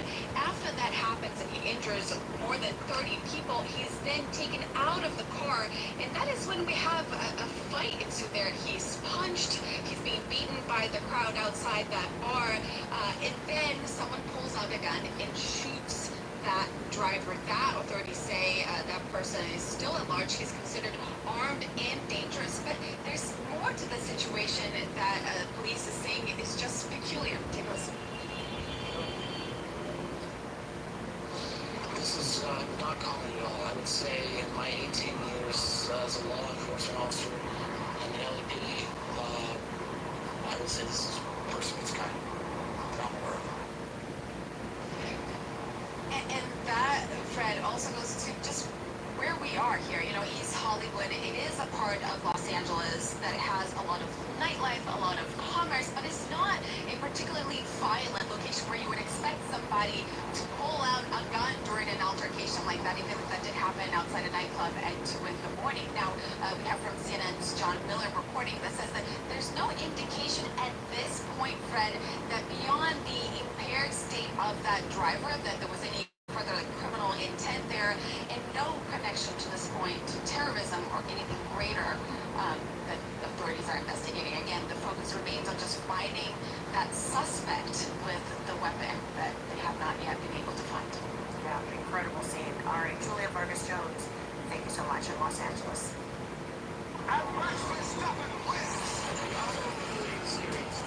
Okay, here we go. Jeffrey Epstein's ex-girlfriend speaking out tonight. Stacey Williams, a former Sports Illustrated model who dated Epstein in the early 90s, has spent time with both Epstein and Donald Trump together. In one disturbing alleged incident, which Williams went public with last year before the presidential election, Williams says Trump groped her in front of Epstein in Trump Tower in 1993. Here's what she told our Salman Sirfati when she first broke her silence. The second he was in front of me, he pulled me into him, and his hands were just on me and didn't come off. Then the hands started moving, and they were on the, on the side of my breast, on my hips, back down to my butt, back up, sort of, they were just on me the whole time. And I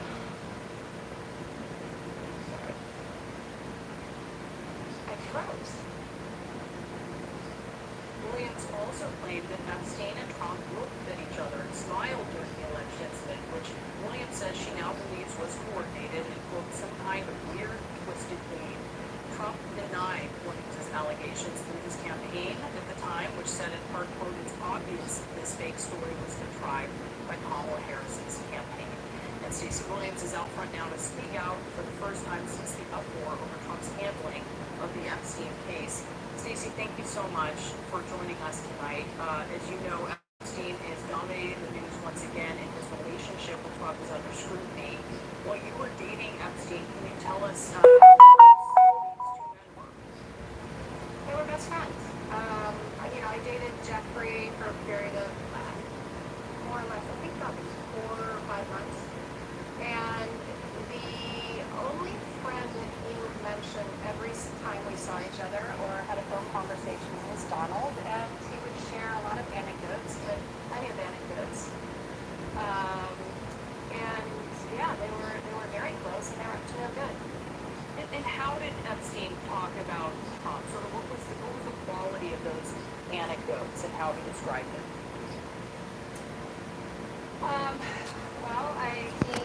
There was a time when he mentioned me to check in on him because he was unwell and very upset about something that had happened.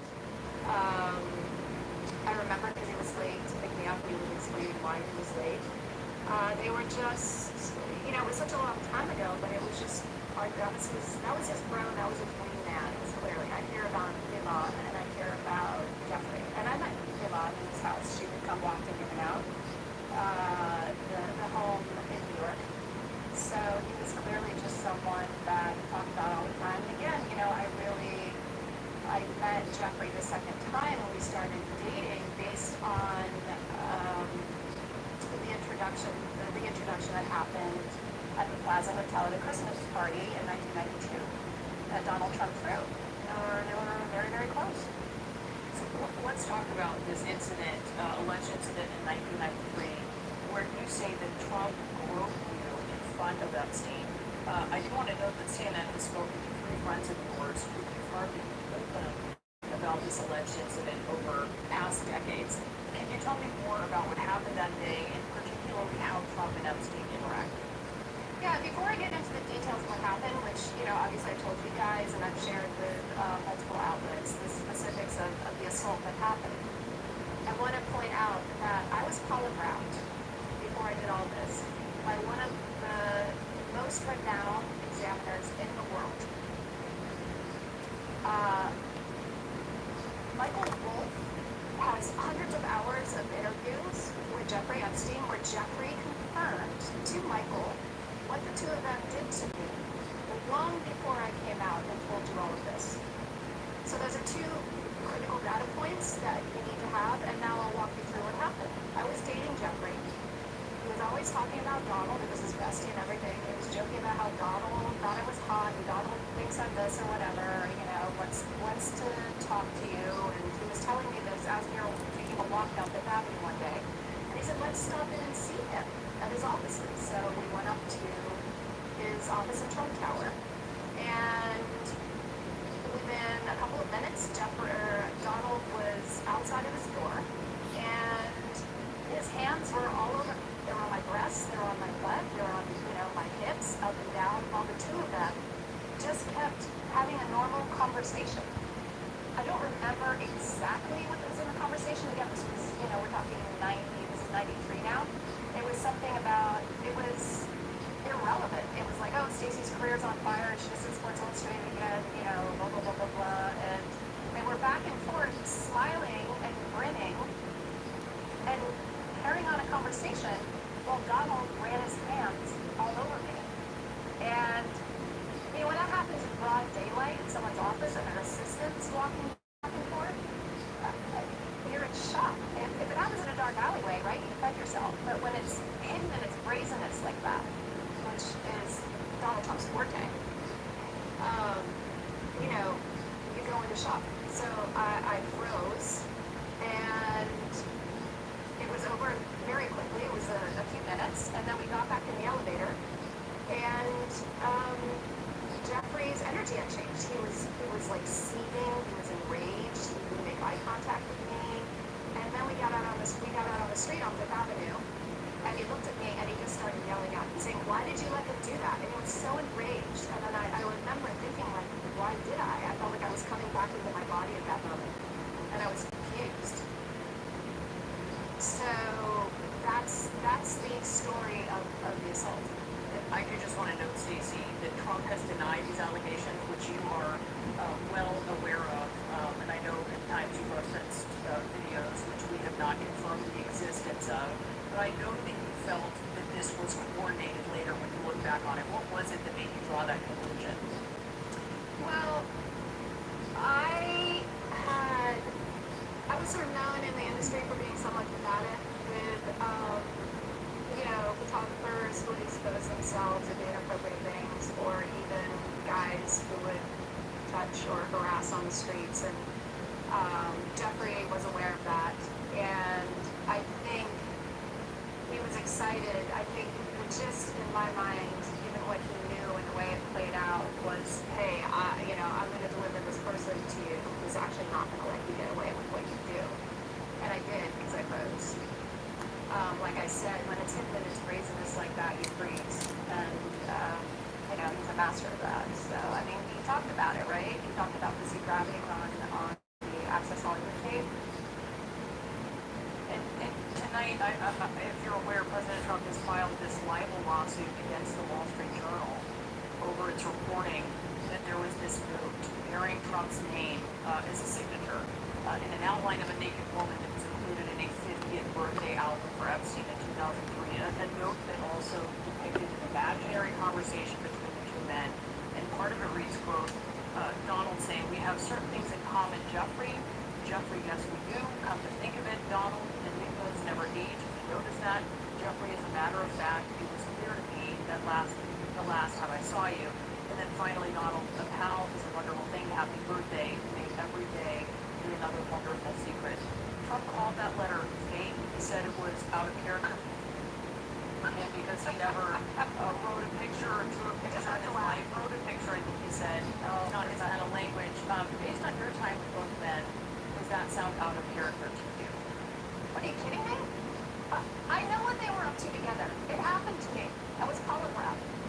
I had the post-assault postcard, the left note. So I have the receipts. Where are Donald Trump's receipts? Where are they? I know what they're up to together, and I know what that means. It's very clear. It wasn't baking or fishing. Well, Stacey Williams, I really appreciate you taking the time to speak Here we with us go. We got tonight. something else from CNN.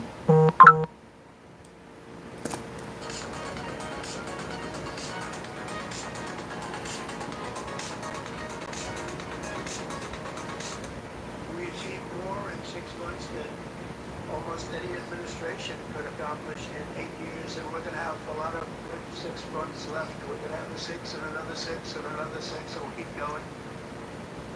In 6 months, President Trump has succeeded in getting institutions to bend to his will, whether it's Congress, courts, law firms, universities, and media companies, often with threats that force obedience among even some of his sharpest critics. But what does the American public think about the president's unprecedented use of his executive power? Brand new CNN polling out for the first time right now offers a new warning sign for Trump on his bedrock issue, immigration. Just 42% of Americans now approve how he's handling immigration, with only 40% approving of his policies on deportation specifically. When it comes to deportations, 55% think Trump has gone too far. That's up sharply by 10 points since February. My panel is back. So just to dig a little deeper into these immigration numbers that are now just coming out, if you break down by issue on immigration, is how well how the American public feels. How do you feel about increasing the ICE budget by billions of dollars? Just 31% support that idea. Really? That's the number. That's the high point. Look at ending birthright citizenship, building detention centers containing undocumented immigrants with no criminal record. Under 30% in all those categories. Then what about immigration policies at large? Are they making the United States safer? 53% of the country says no. No, they're not. And then the last point here is the federal government carefully following the law on deportations. The answer overwhelmingly is no. 58% say no. It's about a little bit higher than it was in April. So you cover immigration. What's your reaction to this? So, a couple things. When the president came into office, there was deep frustration among Republicans and Democrats over the way that immigration had been handled under the Biden administration. So there was a desire for the president, frankly, to move quickly on immigration, and his team had been preparing for that for the last 4 years. But the question was always, how does he do it, and how does that resonate with the American public? So I actually think the most telling of all of those numbers is the one that's broken down between February, April, and now. Because there are key things that happen in the intervening months. So in March, for example, he had invoked that sweeping wartime authority that led to Venezuelan migrants being sent to be imprisoned in El Salvador, including Abraham Garcia, Salvadoran national, who was part of that mix. There was intense public backlash when he did that, including from some of his own supporters, like Joe Rogan on his podcast, because there were anecdotes of who exactly made up that group of people, which in the end was not all with criminal records. Then after that, in April, you see the third country deportation. So in May, there was that whole litigation about sending people to South Sudan and to other far-flung countries. So all of this to say that when you're looking at those numbers and how the disapproval starts to increase, that you should look at the moments that happen in between those months where people started to ask questions as to what exactly is going on here, and are these actually criminals that they are deporting? And what our reporting has come to show is that a small fraction are those with criminal convictions. The majority are often those with no convictions or with pending charges, and sometimes those are traffic violations or immigration violations. And so the big question going into the next 6 months, as the president put it himself, is who exactly is are they targeting, and then how exactly are they doing it? And with now a lot of money on the table, it's going to happen much more quickly. This is going to supercharge their operations. I've talked to the White House Border Guard, Tom Homan, about this, and that can get messy if they don't do it right. And what the numbers show us is that the public is paying attention. And perhaps it is further than that. But you know, it's interesting. Yes, these numbers are moving in the wrong direction for the president. It's clear that the average American thinks that these immigration policies are going too far. He's underwater now. The big points of controversy are around these tough enforcement actions around otherwise law-abiding residents. But, and I don't know if you have the crosstabs, top-line numbers are different than the splits among Democrats, Independents, and Republicans, and still have a majority of Republicans who really support these immigration actions. Even among those Republicans, there are a lot of Republicans who have, and we hear this again and again in focus groups, people who voted for President Trump and are Republican are like, oh no, about deporting, like, farm workers, landscape down the street. But, having said that, at the top of the segment, we're talking about how he's wielded so much power. And this goes to the issue of gerrymandering, of the White House district circle, and of the power of the base. If President Trump were running for re-election for a third term, this would be really problematic, his numbers. But if he is trying to control Congress and block Congress from blocking him, as long as the majority of Republican voters are standing by his immigration policies,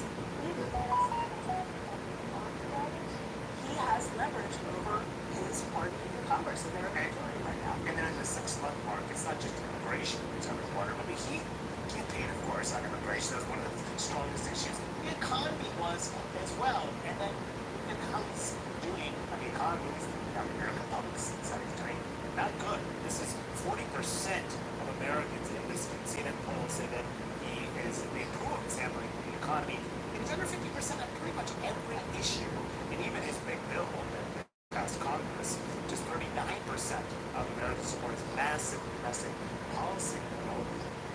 You think Trump is obviously very confident in what he's done so far. He's gotten his institutions to do what he wants. He's accomplished a lot in the first 6 months. There's no doubt about it. But there's a feeling clearly with the American public that he's overreaching. Right. I'm going to be really closely watching that number with the economy and tariffs. We know that a lot of trade negotiations are still on the table right now, whether with the EU or with other countries around the world. And the president has said, look, we could reach a deal or we could not reach a deal, and we'll just impose big tariffs on these countries. But we know tariffs can be very, destabilizing. We know it's effectively an import tax on U.S. consumers. We know a lot of Republicans generally like tariffs. So if these negotiations don't really pan out, if he does go through and impose, punishing tariffs on countries that he doesn't reach a deal with, how that economy number moves will be really interesting to watch. Yeah, and look at his numbers historically compared to other presidents at this time. President Trump now, 42%. That is below every other president other than Donald Trump in 2017. Yeah, he's really popular compared to 2017. I listen. We destroyed the principle we destroyed.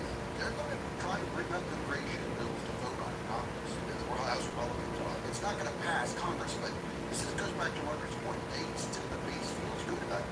I do think that this is a huge issue. Americans are feeling like I'm not doing better financially than I was, and I see mass guys, downtown pulling people off the street. How is this helping? And we're spending tens of billions of dollars on this, and I think that's a huge issue here for them.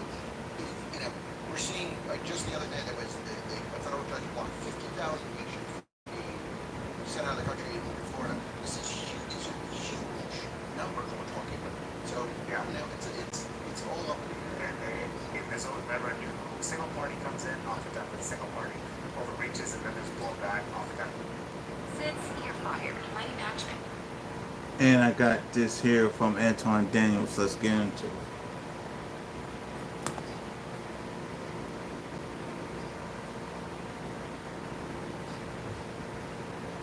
It's a joke. Anybody that takes it is out of their mind.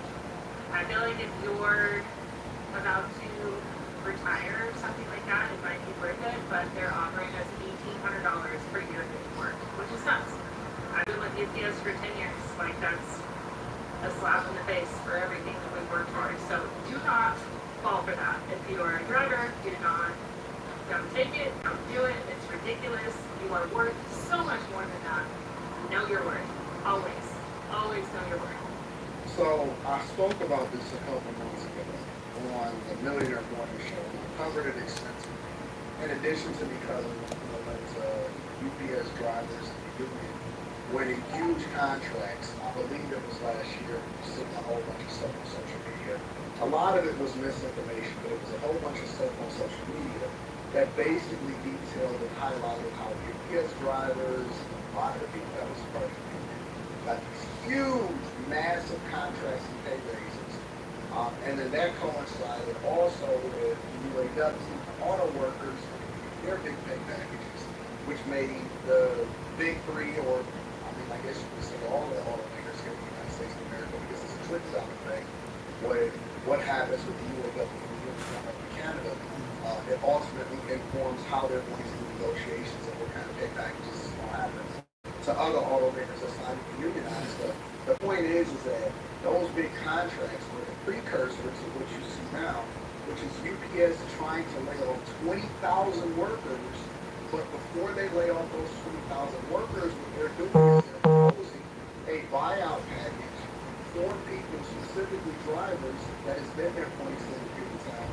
And essentially what it is, and we don't deep dive into this, because again, I would usually preserve this for the Millionaire Morning Show, but all of the drivers are starting to get a lot of their letters and mail, and so I have been sent some of the things from people, and they ask me, tackle this. So I'm not gonna wait until Monday. I'm gonna tackle it right now. The point is that they are basically, in a nutshell, offering the drivers or offering the people $1,800 per year in a buyout package for you to leave EPS. 1,800. So essentially, this is That's ideal it. for retirement. They trying to get the people that they paying the most to get up out of there so they can promote and save close to up to maybe $1 billion a year. Or people that were looking to leave the company in the first place, here's your incentive to get out of here and get pushed out. And so the union are telling the people, don't take this deal because obviously the unions will be affected. The people are saying it's not worth it. It ain't worth it. Here's the caveat to it. If UPS is looking to cut 20,000 jobs, and again, you got to evaluate the situation that's best for you. If UPS is looking to cut 20,000 jobs, are you going to make the cut? Let me rewind for a second because I want to make sure that we all on the same page. And I got to take you back a couple months. I'm not going to take you all the way back to last year when we were in the contract, but I'm going to take you back a couple months to the announcement that UPS was making and that they was pushing out to the media. And really, it was an analyst call also, which jumped their stock a little over time. And so what they were looking to do was in that announcement that they were going to look to trim the workforce and why they was looking to trim the workforce in the first place. Now I'm going to turn to UPS announcing layoffs of 20,000 workers and the closing of some facilities. Rebecca Jarvis is back with the big picture. Good morning again, Rebecca. Yeah, nice to see you, Michael. And these are big job cuts coming to UPS. The company announcing that they will lay off those 20,000 workers and close a number of facilities as it dramatically reduces shipments of Amazon packages, something that's been in the works for quite some time. Like so many companies recently, though, UPS also saying it won't be able to forecast future guidance given the current macroeconomic uncertainty with tariffs.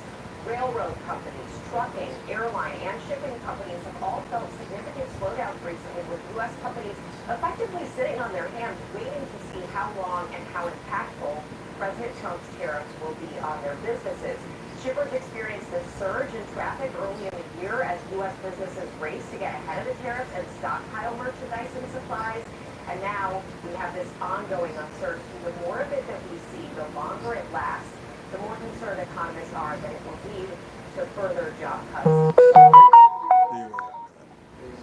Uncertainty, but that's not the biggest deal. The biggest deal had more or less to do with the contract, the balloon costs, and their inability to control costs. So if they can reduce headcount, and here's the real caveat, increased automation. Amazon is racing, and they have multiple different things that's happening in their business that generates a lot of revenue, such as Amazon Web Services, that allow for them to reinvest to make their deliveries much more efficient, much more profitable, and leaning into AI and automation and removing all the actual physical workers, or as many physical workers as they can, within warehouses so that they have less shrinkage, less theft, less mistakes, less issues, and more robots, and leaning into the physical aspect of AI. Because we look at AI and we talk about, ChatGPT or Gemini, and I did a live stream on the Patreon where I broke down what is really happening in AI and latest advancements and innovation, how you use it to get bags. If you're not a Patreon member, make sure you tap into Patreon, it's in the description as well as to the top of the chat. But essentially Amazon, or not Amazon, UPS, is paying attention to Amazon and its competitors such as FedEx. We know that the United States Postal Service, they always will be way behind, but they always will be subsidized, and they can't be allowed to fail. They're going to be subsidized by the federal government, which is our tax dollars. And at some point, I believe that even the USPS is going to be siphoned off or spun off and only be a fraction of itself. And we're going to privatize a lot of the different things that they do. We'll probably keep a portion of it for like rural places and stuff like that. But for the most part, I think that we'll eventually siphon it off because it's a money-losing operation for the federal government, and they're continuing to try to figure out how it is that they can save money. But neither here nor there. The point is that this was all a precursor to ultimately be the thing that determines whether or not people are going to keep their jobs. On top of the fact that the union was fighting for higher wages, which was probably like their last hurrah for, getting a good deal or getting a bigger deal for their union members, And versus now, with a lot of the union members, with a lot of the people that are drivers, with a lot of the people that are getting the letters, these are the conversations that they are now having. Hey, what's up, everybody? Long time since I posted a video, but we got to talk about it, this whole UPS buyout thing. All right, well, let's get into the weeds and let's talk about what's going on. So, if you haven't received one already, people are starting to receive, as of today, a letter that basically confirms what's been going on in the media, people speculating about this happening. But it's true, UPS is essentially trying to buy out their full-time drivers, their feeder drivers, and that kind of thing. And why is this happening? Well, I've read a couple articles about it, but essentially UPS is going to be converting over the next few years. Many of their, at least 200, the article says, 200 of the hubs are going to be converted to be very, very much automated. You want to call them smart hubs or whatever you want to call them, but the packages basically move themselves and load themselves and all that kind of stuff. And they don't need a bunch of people doing the work anymore. So once that happens, essentially they don't need all the part-timers in the building. So what they're trying to do is get rid of a lot of the drivers so that the part-timers can then be promoted to be drivers. And that saves so much money. Not only are they saving money, obviously, on not having the part-timers do the physical labor in the hubs, but then those part-timers doing the driver positions where they're already in a progression and they're not making as much money for a while as the full-time drivers already do. And those full-time drivers now being gone, like the UPS is projected actually to save over $1 billion a year once this is all said and done. So it's a massive, massive, big change for the company. You know, automation is the future. Love it or hate it, it's all coming, AI and all that kind of stuff. But UPS, as always, is jumping on board and making big changes to save money. It all comes down to money. It always comes down to money, right? The shareholders, the people at the top are looking at the numbers and they're seeing that UPS can save a ton of money by doing this. And so it's actually just much, much cheaper to try to pay off their current drivers who have been there for a while, or even if you haven't been there for a while. It's much, much cheaper to try to offer you some kind of a buyout deal and get you out than it is to keep you going and doing a great job that you always have. So that's essentially what's going on. But yeah, so in the letter, and by the way, the union doesn't want you to take the offer. I understand why they don't want you to. It's technically, I guess, a breach of contract for UPS to be doing this. Essentially, they're supposed to be creating new jobs throughout this contract. Obviously, that's not happening. But obviously, the union is going to be losing out on millions and millions and millions of dollars in union dues and all that if UPS workforce is much less. So it's a huge deal. Like, I mean, this is the type of thing that could, I don't want to say it, but like break the union. This is like huge. Like over the next few years, a lot of stuff is going to be changing because of this. But let's talk about it. So people are getting letters in the mail as of today, and it definitely confirms that all the drivers, all the full-time drivers, feeder drivers, all that are being offered a buyout. And what it is you'll be receiving, if you take it, $1,800 for every year you have been with the company. So it gives an example. Somebody that's been with the company for 27 years, and I think it said something about that winds up being about $46,000 or $48,000 or something like that. But that, again, keep in mind, that is pre-tax, and this is going to be treated as like a bonus, right? Like a company bonus. You'll be lucky to receive, which means you'll get taxed at the highest rate, half of that money. So even if you have been with the company, let's say for 35, 40 years or whatever it is, let's say that offer goes up to be, you've been with the company that long, let's say it's even like $60,000, $65,000, right? You're only going to get about half of that, so maybe $32,000. Yeah. Welcome to what people that are in the top 1% have to deal with pay on a regular basis. But I'll cover more of this on Monday and one show where we got this. I think make sure you guys have some Patreon links in the description. T-Channel, 40% off the first order, 20% off the life. Make sure y'all tap into the Patreon. We're doing a lot of work to make sure y'all stay afloat on how you need to invest, and then more importantly, how you need to adjust to the changing conditions of what's happening in the workplace so that you don't have to depend on these companies in order to make sure that you can feed your family. Let me know what y'all think inside of the comments. That is right, Liz and Mark. It is another case of alleged squatting in Chicago, but this one is unique. The alleged squatters moved next to Oh, I did not mean to State do that. Representative Marcus Evans' home. He said they picked the wrong block, and his community will not stand for this. I knew it was a problem, but to watch it up close, right on my own block, right here on my park, has been just, it's been wild. Illinois State Representative Marcus Evans is getting a front row seat to what some are calling a crisis in Illinois. Earlier this week, alleged squatters moved into his next-door neighbor's home. He says the whole block is outraged. Surprise us all to take over these folks' property. Squatting, it shouldn't be allowed. The real property owners, Linda Gomez and Rodrigo Leva, say they recently put this house on the market. When they came to check on it this week, they say the lots have been changed, and a family they've never seen before moved inside.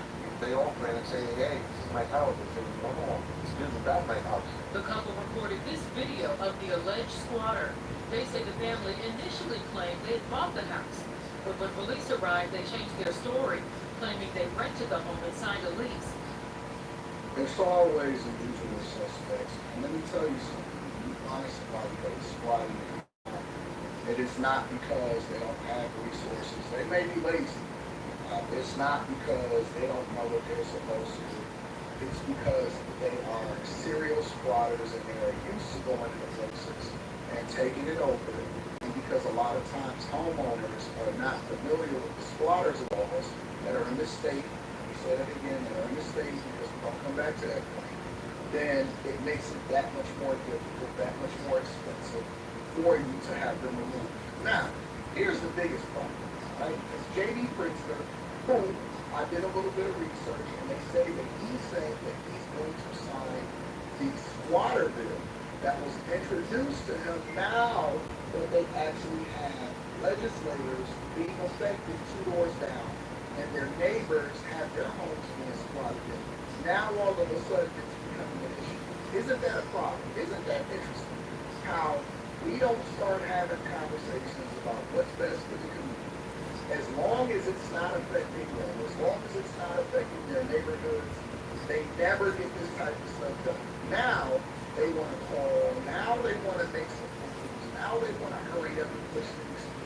Now J.D. Pritzker, who's the governor of Illinois, now we're going to make sure that we get a phone call. This is introduced. We already got this expedite sitting on his desk. Why haven't he signed it yet? Now they put pressure on him. And he is saying that he's set to sign it, but in these Windows 6 for a long time, this has always been an issue that hasn't been addressed. But all of a sudden now we have a problem with somebody that is squatting because it is in a legislator's neighborhood and 2 doors down. See, for most of these people, it doesn't become a priority because you are a reflection of the city that you serve. You are a reflection of the community that you are in charge of, right? And I'm going to also put this on some people because the people often at times never participate in the success of their own communities. I was talking to a guy less than a week ago and I was talking to him and I was like, yo, why aren't you participating and understanding what happens in your community? Both local politics, national politics, that don't matter. But you do realize that there are people that are determining what happens in your neighborhoods, in your city, what you do with your tax dollars, regardless of whether or not you vote or not. So you have a right to be able to vote, but you don't have a right to be able to determine if you don't vote what happens in your neighborhood retroactively, because now it's in the hands of other people that determine for you. And so when I see all of these liberal Democrat leaders, the only reason why they're doing this, the only reason why they're making adjustments is because it is affecting them and it is hitting their doorsteps and they're seeing it firsthand.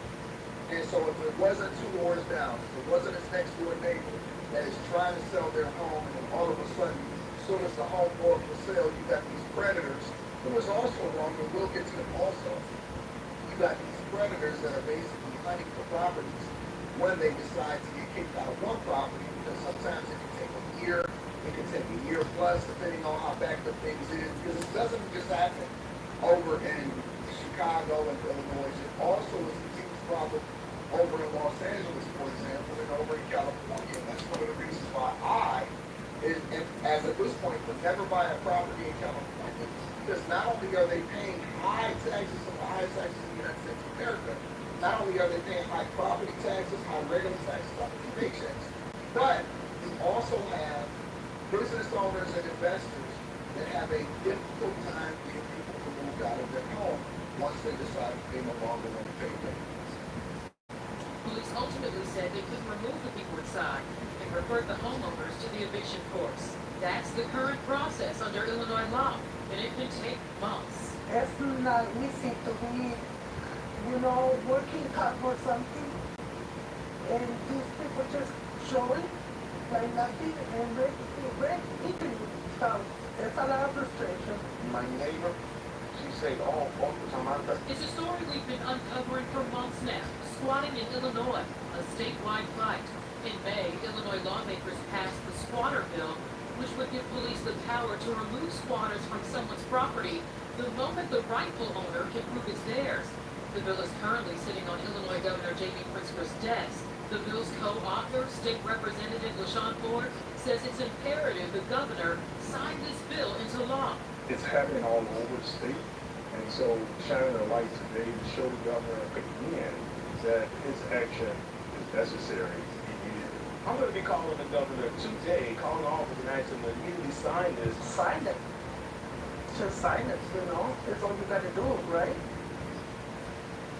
I reached out to the governor's office to find out if they plan on signing the squatter bill. If the governor does into law, the spokesperson said he has not established a timetable for it yet. As for the people inside the home, I knocked on the door multiple times to see if they would come out, share their side of the story, and still no word from them. So surprising, but again, these people act like it's not a big deal. They act like it's not an issue that's necessarily affecting them or their neighborhood, and so they're not going to make a big deal about it. It doesn't really matter, because the people are always going to be at the mercy of the liberal system or the liberal representatives that they elected into their government. And that's another reason why I don't necessarily feel sorry for people that are affected by the way that they vote, because these are the people that are determining the laws. You have the ability to control what happens in your neighborhood with your legislators when you participate in the process and you make better decisions. But people making decisions based on emotional things, while at the same time these people are having y'all at their mercy. Why wasn't this already a thing? And if it's sitting on his desk since May, how come he hasn't signed it? Why is he now signing it? Because one of his buddies, one of his friends that got his phone number are able to easily get in touch with him. I'll tell you why, because the system is messed up because of the people that vote for the people that's in the system that make the determination of the laws that govern y'all on a regular basis. And then they'll act like it's your fault. And let's make sure that we acknowledge the predators that are walking around and jumping into people's properties. These people are not rich. You know what I'm saying? Most people that own some form of real estate can rent it out and sell it. They can't deal with that nonsense. And now I'm pretty sure it's going to be an additional cost to try to fix up that property so that they can try to sell it and get rid of it and get from under it, because they really can't afford to keep it, especially if they're not living at the same time. So I don't know. Y'all let me know what y'all think. I think that there's a lot of changes that need to happen. I'm going to be nice.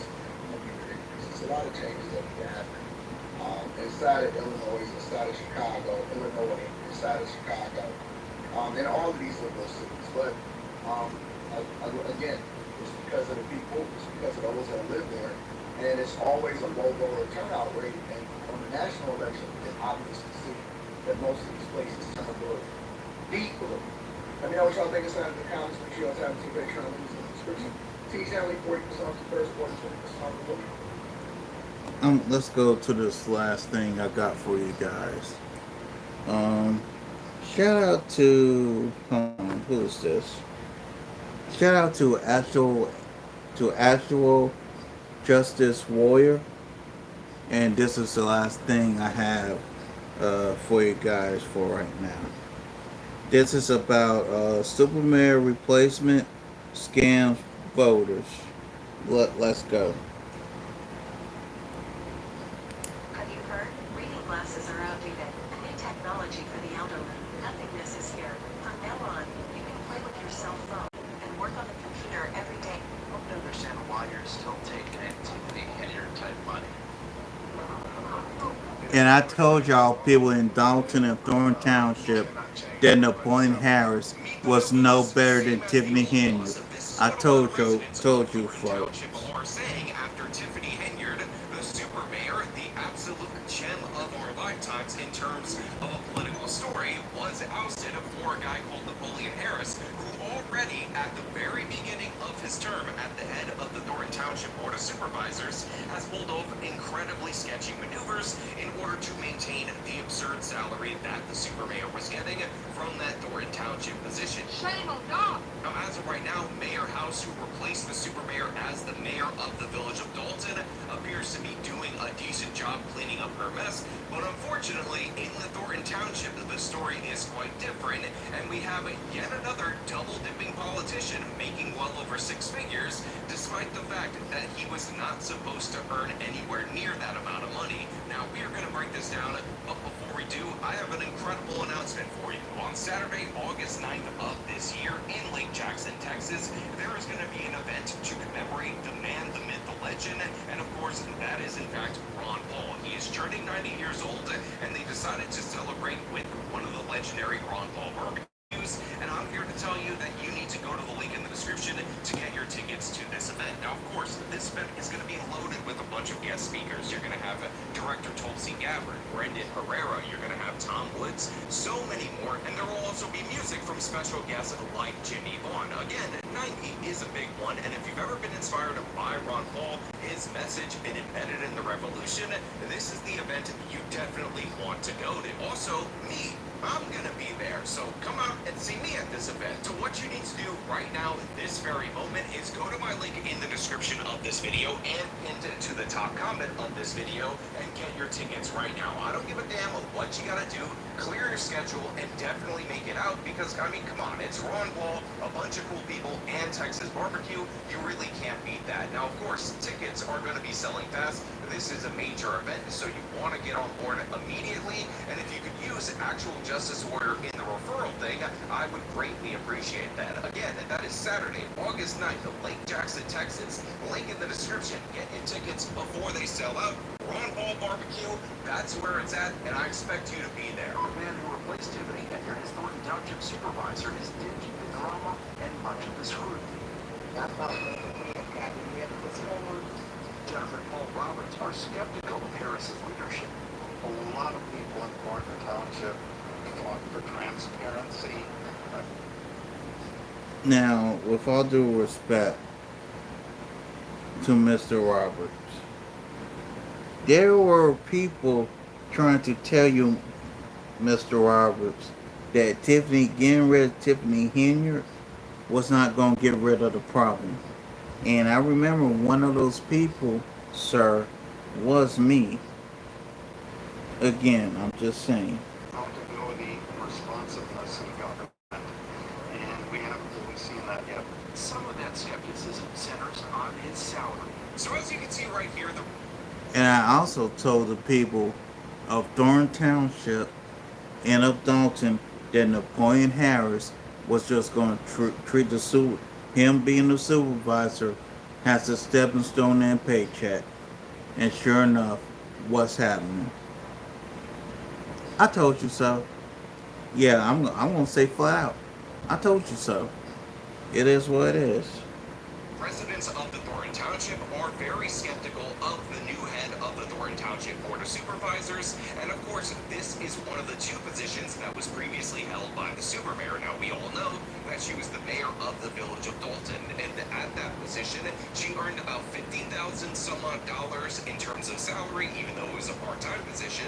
But one of the things that was absolutely shocking is that she earned $225,000 as the head of the Thornton Township, and the reason she was able to earn this much money is because initially she took over for another person who was in that office who was elected about 10 times. So every time that person was elected, he ended up building up a higher salary for that position. Now the super mayor comes in, and she was supposed to, after finishing her appointed term go back down to the reduced salary of around $50,000. However, she and the Board of Supervisors ended up changing up the rules in such a way so that she could maintain the previous person who had earned through being elected multiple times that particularly high salary. Now, of course, this was supposed to reset, and in fact, one of the controversies of the Supermayor's administration in the Thornton Township Board of Supervisors is that not only did she want to set it to reset back to that $50,000 number where it was supposed to be for a first-term elected, but essentially she put in a poison pill that said that the salary was going to reset to $25,000 unless the incumbent, being her, maintained that position. Now, of course, the actual Thornton Township Typical politics. Politics. they ended up passing a resolution to restore the salary to where it initially should be, which is about $50,000. But of course, this guy, the new guy in office, the person who's supposed to clean up Thornton Township, is still pulling in Tiffany Henyard numbers, and he cites some weird Illinois law as the reason why, as if there was nothing he could do about it. And this is where the story gets really interesting and incredibly sketchy. How that law came to be is a lesson in political maneuvering. Politics. $2,000 a year plus other perks. As a first-term supervisor, the salary ordinance said Harris was to make $57,000 plus expenses. I'm having sure because you two did not come and take care of your business. As Henyard's grip on power weakened following a series of WGN Investigates reports on her spending, a lawmaker in Springfield proposed a bill to restore the higher salary structure. His name? State Senator Napoleon Harris. Y'all heard that right. Before he was elected supervisor, he was laying the groundwork to protect the perk. One problem, his bill died. Uh-oh, hold on, y'all. Died. It did not pass. So the local news affiliate gives you a pretty good breakdown of what went down up until this point and how this guy was essentially conspiring to make sure that he maintains this higher salary because he was running against the super mayor and he was very much likely to beat her due to the fact that there was overwhelming controversy around her. But if you're a bit confused, if you're a bit wondering how he can still maintain the salary when the bill that he proposed in his other position as a state representative ended up failing in the state house, don't worry, all will be explained to you because this guy decided to do a super mayor-esque, incredibly sketchy maneuver in order to make sure that he could maintain said salary. Is it a state law? Help me understand which law are you talking about? Is it state law? Because I looked up that state law and it said it didn't have not change it's a new term of a term. But that's the state law you proposed last year. No, that's not what I proposed. What did you propose? This thing on the books. I didn't propose it. So let's just point out that Napoleon Harris looks incredibly sketchy. He's definitely a shifty-eyed individual. And also, I want to highlight the fact that earlier on in this local news segment, when this reporter, who is not a large guy, ended up coming up to him, he had multiple security guards to protect him, despite the fact that he is a former NFL player. As a former NFL player, it doesn't take two security guards. Give me a break, man. But again, the corruption is basically omnipresent in the state of Illinois. Again, to the people of Dalton and to the people of Thornton Township, I told y'all, Tiffany Henyard was just one of many problems. Y'all didn't want to listen. Now, y'all made this bed, lay in it. Which, of course, has the most amount of state representatives that have ever gone to jail for corruption compared to any other state. And this is a perfect example of the everyday corruption in American politics, but especially in Illinois politics, and how that works to screw over the taxpayer. Not quite. Here's the language in Harris's bill, and here's the language in the one that later advanced and passed by a different legislator. It's identical. And did we mention it was buried on page 90 of a bill that began by focusing on Crohn's and colitis disease? Yeah, that's right. So this guy got another state senator, another person in the legislative body, to propose the exact same language as an amendment to a bill meant to set aside a week to commemorate one of these diseases, And this is how he advanced this particular ordinance Politics. in order to block his own salary from reducing. And apparently, this is common parlance in the state of Illinois. The original bill was to highlight, we devoted to highlighting the needs of Crohn's patients and their families, and it became what's known as a shell bill in Springfield. It really becomes a vehicle for any legislative initiative to be shoved into it. The original intent is gutted. There you have somebody who is familiar with these types of bills in the state of Illinois saying exactly that. And none of us should be surprised that these kind of shenanigans end up going on, because we see this at the federal level all the time. Again, the big beautiful bill, which may have some good things in it, is also loaded up with a bunch of different terrible provisions. And this is one of the reasons why a lot of fiscal conservatives and a lot of people concerned about Trump's legacy and agenda were definitely very skeptical of said bill, because of course it has things just like this. And of course the trick that they use, the manipulation that they use, is the same that they use anywhere. In this particular case, it's going to be, oh, well, you're against setting aside a week to recognize this disease, these two diseases, you absolute scumbag. And I would just remind you that one of the super mayor's controversies with Thornton Township is the fact that she ended up with the other supervisors appropriating $10,000 of taxpayer money to the Tiffany Henyard Foundation, which of course hid behind the disease of cancer. So this guy is starting to pull the same exact moves. In fact, he had been plotting and going in this direction since last year, when he figured he was the most likely person to hold this position. So now, yet again, we have another person in Thornton Township that is basically working to profit himself, not on behalf of the people. But everything we do for the people. But we under attack. We getting scrutinized in the people. For what? Loving on the people?